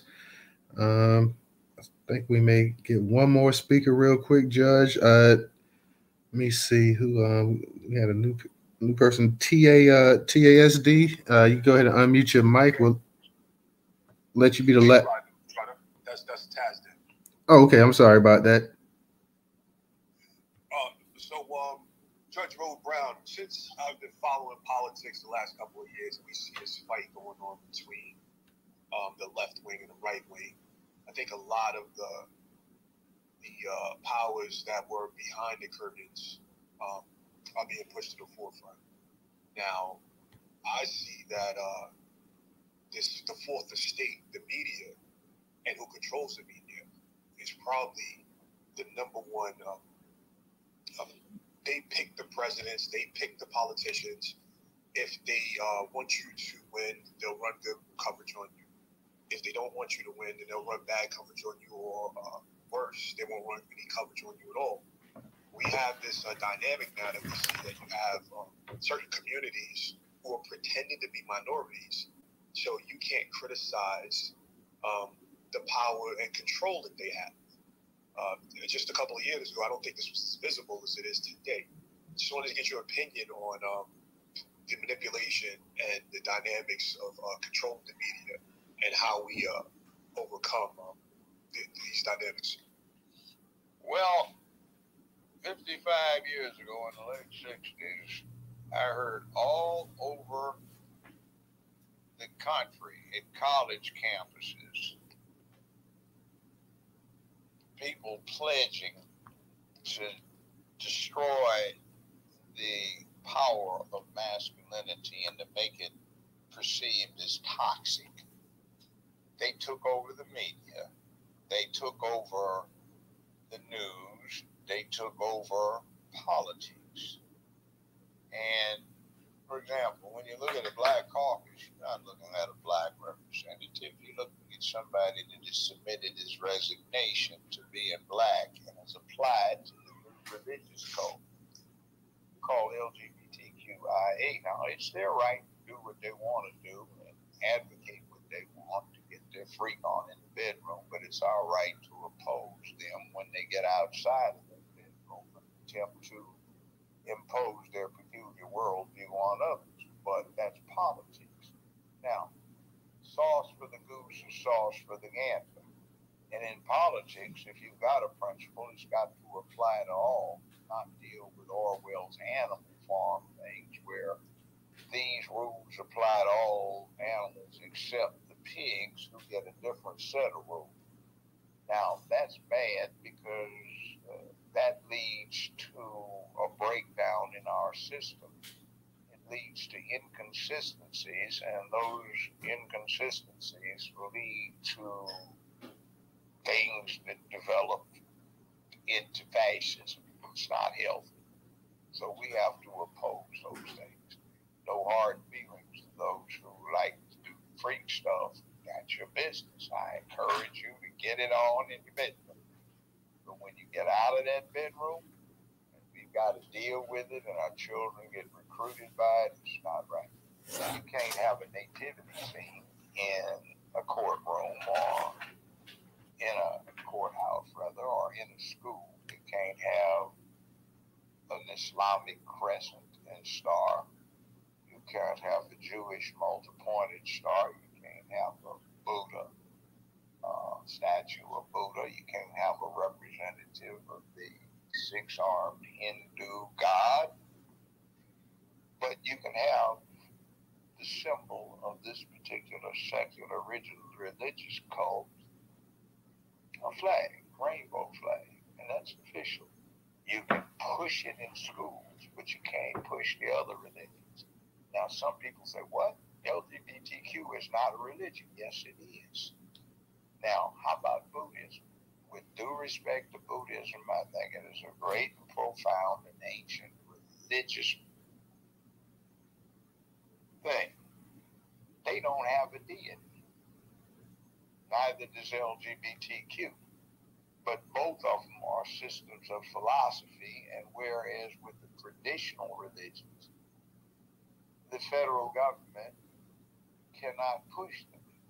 But this new religion took over all of these things, entertainment, news, or communications, and politics. So they are imposing themselves on the country, whether we like it or not. That is bad because religion has been found to engender intense, unreasoning passion. And they are likely to generate a very bad backlash that will be very bad for them if they aren't careful, because I think the rest of the country is collectively getting pissed off, particularly when you find these things of bare dicks bouncing around soaked down in the shower with the rest of the girls, because outside of the shower it wants to put on sports bra or wants to beat up on the young girls in girl sports, or it has the preposterous proposition that they're being discriminated against if a straight man won't date one of them. I thought girls had the opportunity to say no, and everybody had to respect it, but this bunch of fakes seems to think that somebody can say no, and that doesn't mean anything. So all kinds of crazy stuff going wrong. We have to straighten it out. We have to get back to normalcy. Now, I'll put something to everybody. Take a look around you next time you go out in public, and what are you looking at? Every human you see, what are you looking at? Answer, you're looking at a successful screw. Somebody got screwed, somebody got knocked up, somebody else got born 9 months later, somebody got raised, somebody got attracted to the opposite sex, hopefully, somebody went through the courtship rituals, hopefully, somebody screwed, somebody got knocked up, the process repeats, and it's gone from cave to condominium, from hovel to house, from lean-to up against a tree to a luxury apartment. And that's how humans roll. So when somebody wants to disrupt that, it's not too good for anyone. You need to get back to the basics. A little pontification there, but sorry, I passed the mic. No problem there, Judge. And I guess on that note, that's good at any time to go ahead and wrap this space up for the night. I know you have a lot of busy things that you have to take care of within this week as well, too. And we're glad to get you on such short notice to come into the space tonight as well, too. So, as always, we're glad to have you up in the space, Judge. DJ, I'm sorry, Judge. Go ahead. Go ahead. I said, Oh, yeah, we're gonna try to get you back up in here because I say I want to try to get the judge up in here at least a couple times within the month. But I know you have such a busy schedule, especially with the election and everything else. So, shout out to Dana as well too. She was able to go ahead and coordinate this as well. So I know you. Sometimes you're away from your phone, and Dana, she was definitely a big assistant in getting you up in the space. So I just want to give her a shout out as always. So definitely appreciate you, Dana. DJ, you had something you wanted to say? Yeah, question to the judge. I know you got to go or whatever. So you said something about your campaign. There was ostracizing you. I'm here. Take your time. Hold on, turn the light on. Hey, hopefully y'all can hear me. So, hey, Judge, you said they was targeting your campaign with the media. Yeah, I'm gonna cost these crooks about $4.5 billion over the next 3 or 4 years. For sure. Now, so what is the problem you've been having as far as like they not showing you any of your media? They're gonna let your deliveries get It's like they'll mention that there's 17 candidates and they'll put everybody's name in there but mine, or they'll show analysis of somebody and they'll put every other candidate's picture in the little analysis but mine. Like they can't find one. It's all over the net. All you got to do is Google me and you'll have plenty of pictures to select from, but they can't find one of mine. And if they put one in, they put in a picture of the guy that is a former city councilman, not me. Now, if there's anybody in that slate that's famous, hell, I was beating Oprah every week in the ratings for the last 4 years I had my show. I was the #1 and #2 syndicated daytime show in America. So Nielsen said I had more people watching me than any other show around if you counted those actual people over 10 days. Now, that said, you want to act like I don't exist, and I actually walked the walk, talked the talk, and did what was necessary to reduce crime, put people to work, work out some problems that the communities were having, and I was just the judge, not the mayor. And you want to say, you want to get people that you sponsor who says, I don't know what to do, but I promise you that you can trust me to appoint a committee to handle this and to come up with an idea, or I will have a crime czar who will know what to do. And you're running for mayor and you don't? Oh, wow, come on now, I do.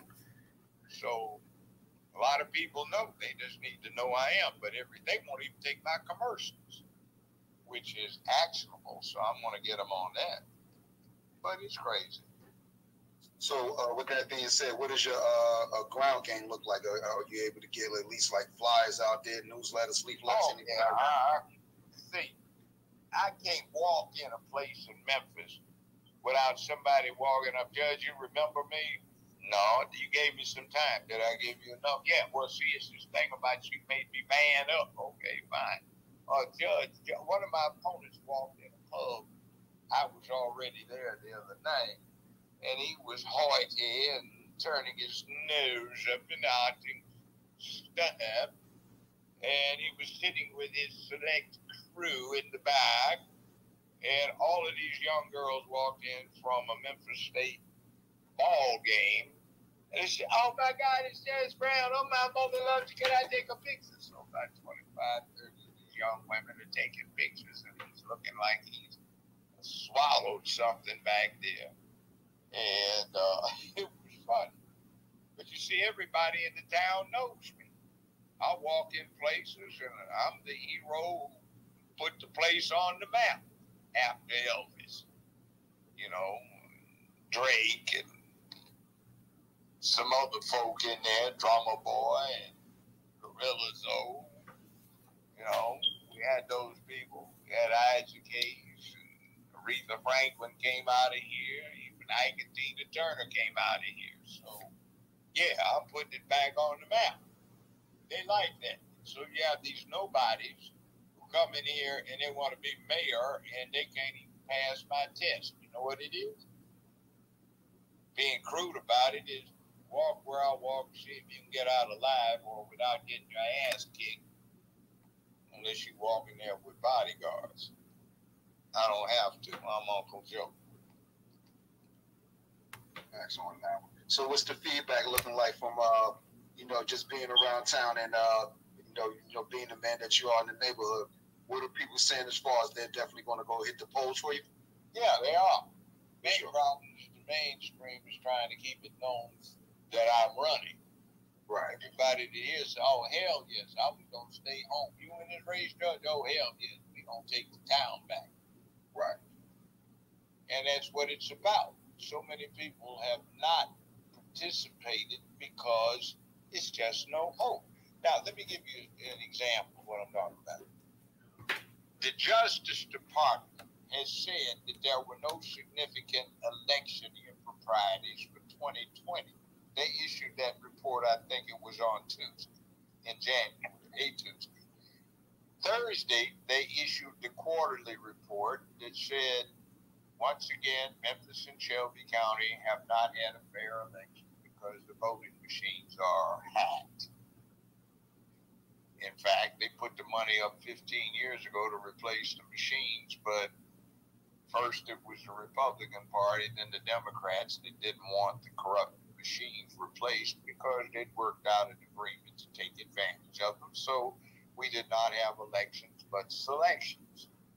And this whole thing is a corrupt, high-crime place where Memphis is probably the most corrupt city in America right now.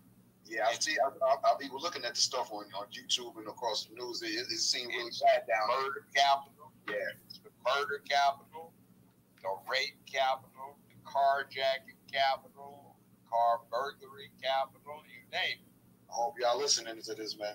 It's also the first-degree murder capital. We're not talking about street crime on that one. I'm talking about plotted and planned first-degree murders. Wow. So we've got something to do. And quite frankly, if this town doesn't get me in it, I think there's some other interests who are definitely into the organized crime thing. And they're looking at it and salivating, saying, oh, wow, look at these nerds that are trying to run these rackets.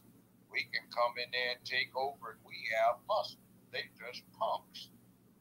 So the point of the exercise is that every one of them that's a major contender in this race is going to stand to make a lot of money personally being a public servant. We have one person who is a former mayor, but he got defeated the last 2 times. And he's black, but he's 86 years old. And we've got one who is the current elected sheriff. He's black, but his problem is that since he's been sheriff, there have been 52 people who lost their lives in the pretrial detention facility located in the same building his office is, and he can't explain it. And he's scared to go talk to the people individually. Now, our problem is not really a race problem. It's a corrupt problem. I'll tell you why. Only 19.1% of the registered voters in Memphis are white. But we have a 2-term white mayor who's termed out, and the white people don't even like him. His nickname with them is the Pillsbury Doughboy, and he kind of reminds me of that. Now, we've got a situation where almost 70% of the cops are black. 80% of the command hierarchy is black. Same thing with the sheriff's department. The sheriff's black. The chief of police is a black female. 60% of the criminal court judges are black and female. We only have one black male criminal court judge, but the rest of them are female, 60%. 65 to 70% of the jury pool is black, and out of the cops, 56% grew up in Memphis from the hood. And we can't even get policing. We can't get justice around here. Why? Because being interested in your own people, other than getting them to put you in office, is not a priority. We've got a Jewish, gay, white congressman representing the 9th district, is 92% black. And for the 19 years he's been in office, his prime piece of legislation is the binding resolution requiring the use of paper straws at the congressional cafeteria. He hasn't done a damn thing for his black constituents. So, how does this happen? It's a mess. And it's because they allowed these voting acts to go on, and a lot of black folk got disenchanted, thought that coming out didn't make any difference, and it didn't, because they weren't having an election, they were having a small group selection. Now, some people threatened the county commission, feds threatened them with personal lawsuits, and he spent some of the money, and we got new election machines, which were used the first time in parts of the county in 2022. Now they're talking about they need to raise taxes to pay for them, but as I pointed out, hey, why you need to raise taxes? They gave you enough money to replace the machines 15 years ago. What'd you do with it?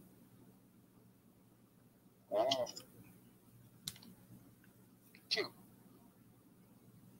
Sure enough, Judge. Hey, what I was going to say, so we were about to close out, y'all, but I was just going to say, Judge, you know, if you needed, like, you know, some type of way to get mass media out there, we'd like you to come up here to social. So I tagged you a bunch of times. So just check your notifications. All right, sir? Will do. Let's take the town back and make it a mecca for all these people, black, white, brown, red, yellow, so we can be a template for the rest of the country in getting it right. These blue scoundrels have been screwing up our major cities with agendas without taking care of the primary business. The infrastructure, personal and physical, has been allowed to decay. The cities are filthy. Grass needs to be cut. Weeds need to be cut. Derelict buildings need to be repaired. And I've been in all of them. Los Angeles, San Francisco, Baltimore, Philly, Minneapolis, and D.C., and you name it, in the last few months. And it is a ridiculous, embarrassing mess. That is true.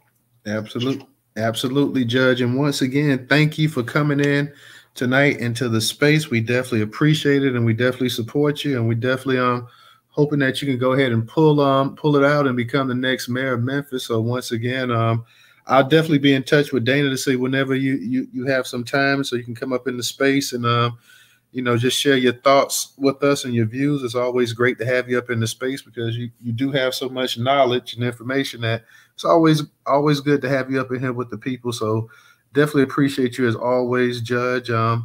We go ahead and we're going to get ready to close this thing out for the night, guys. So we will see y'all tomorrow night, 8 p.m. Eastern Standard Time. Like I say, make sure you go in there.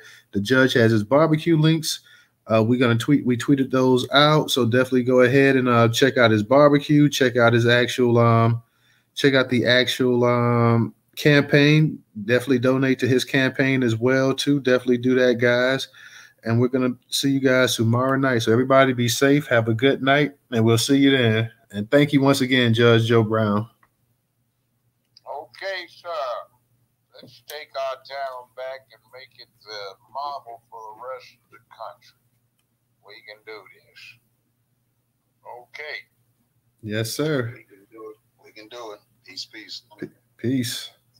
JudgeJoeBrown2023.com. JudgeJoeBrown2023.com. There you go. All right.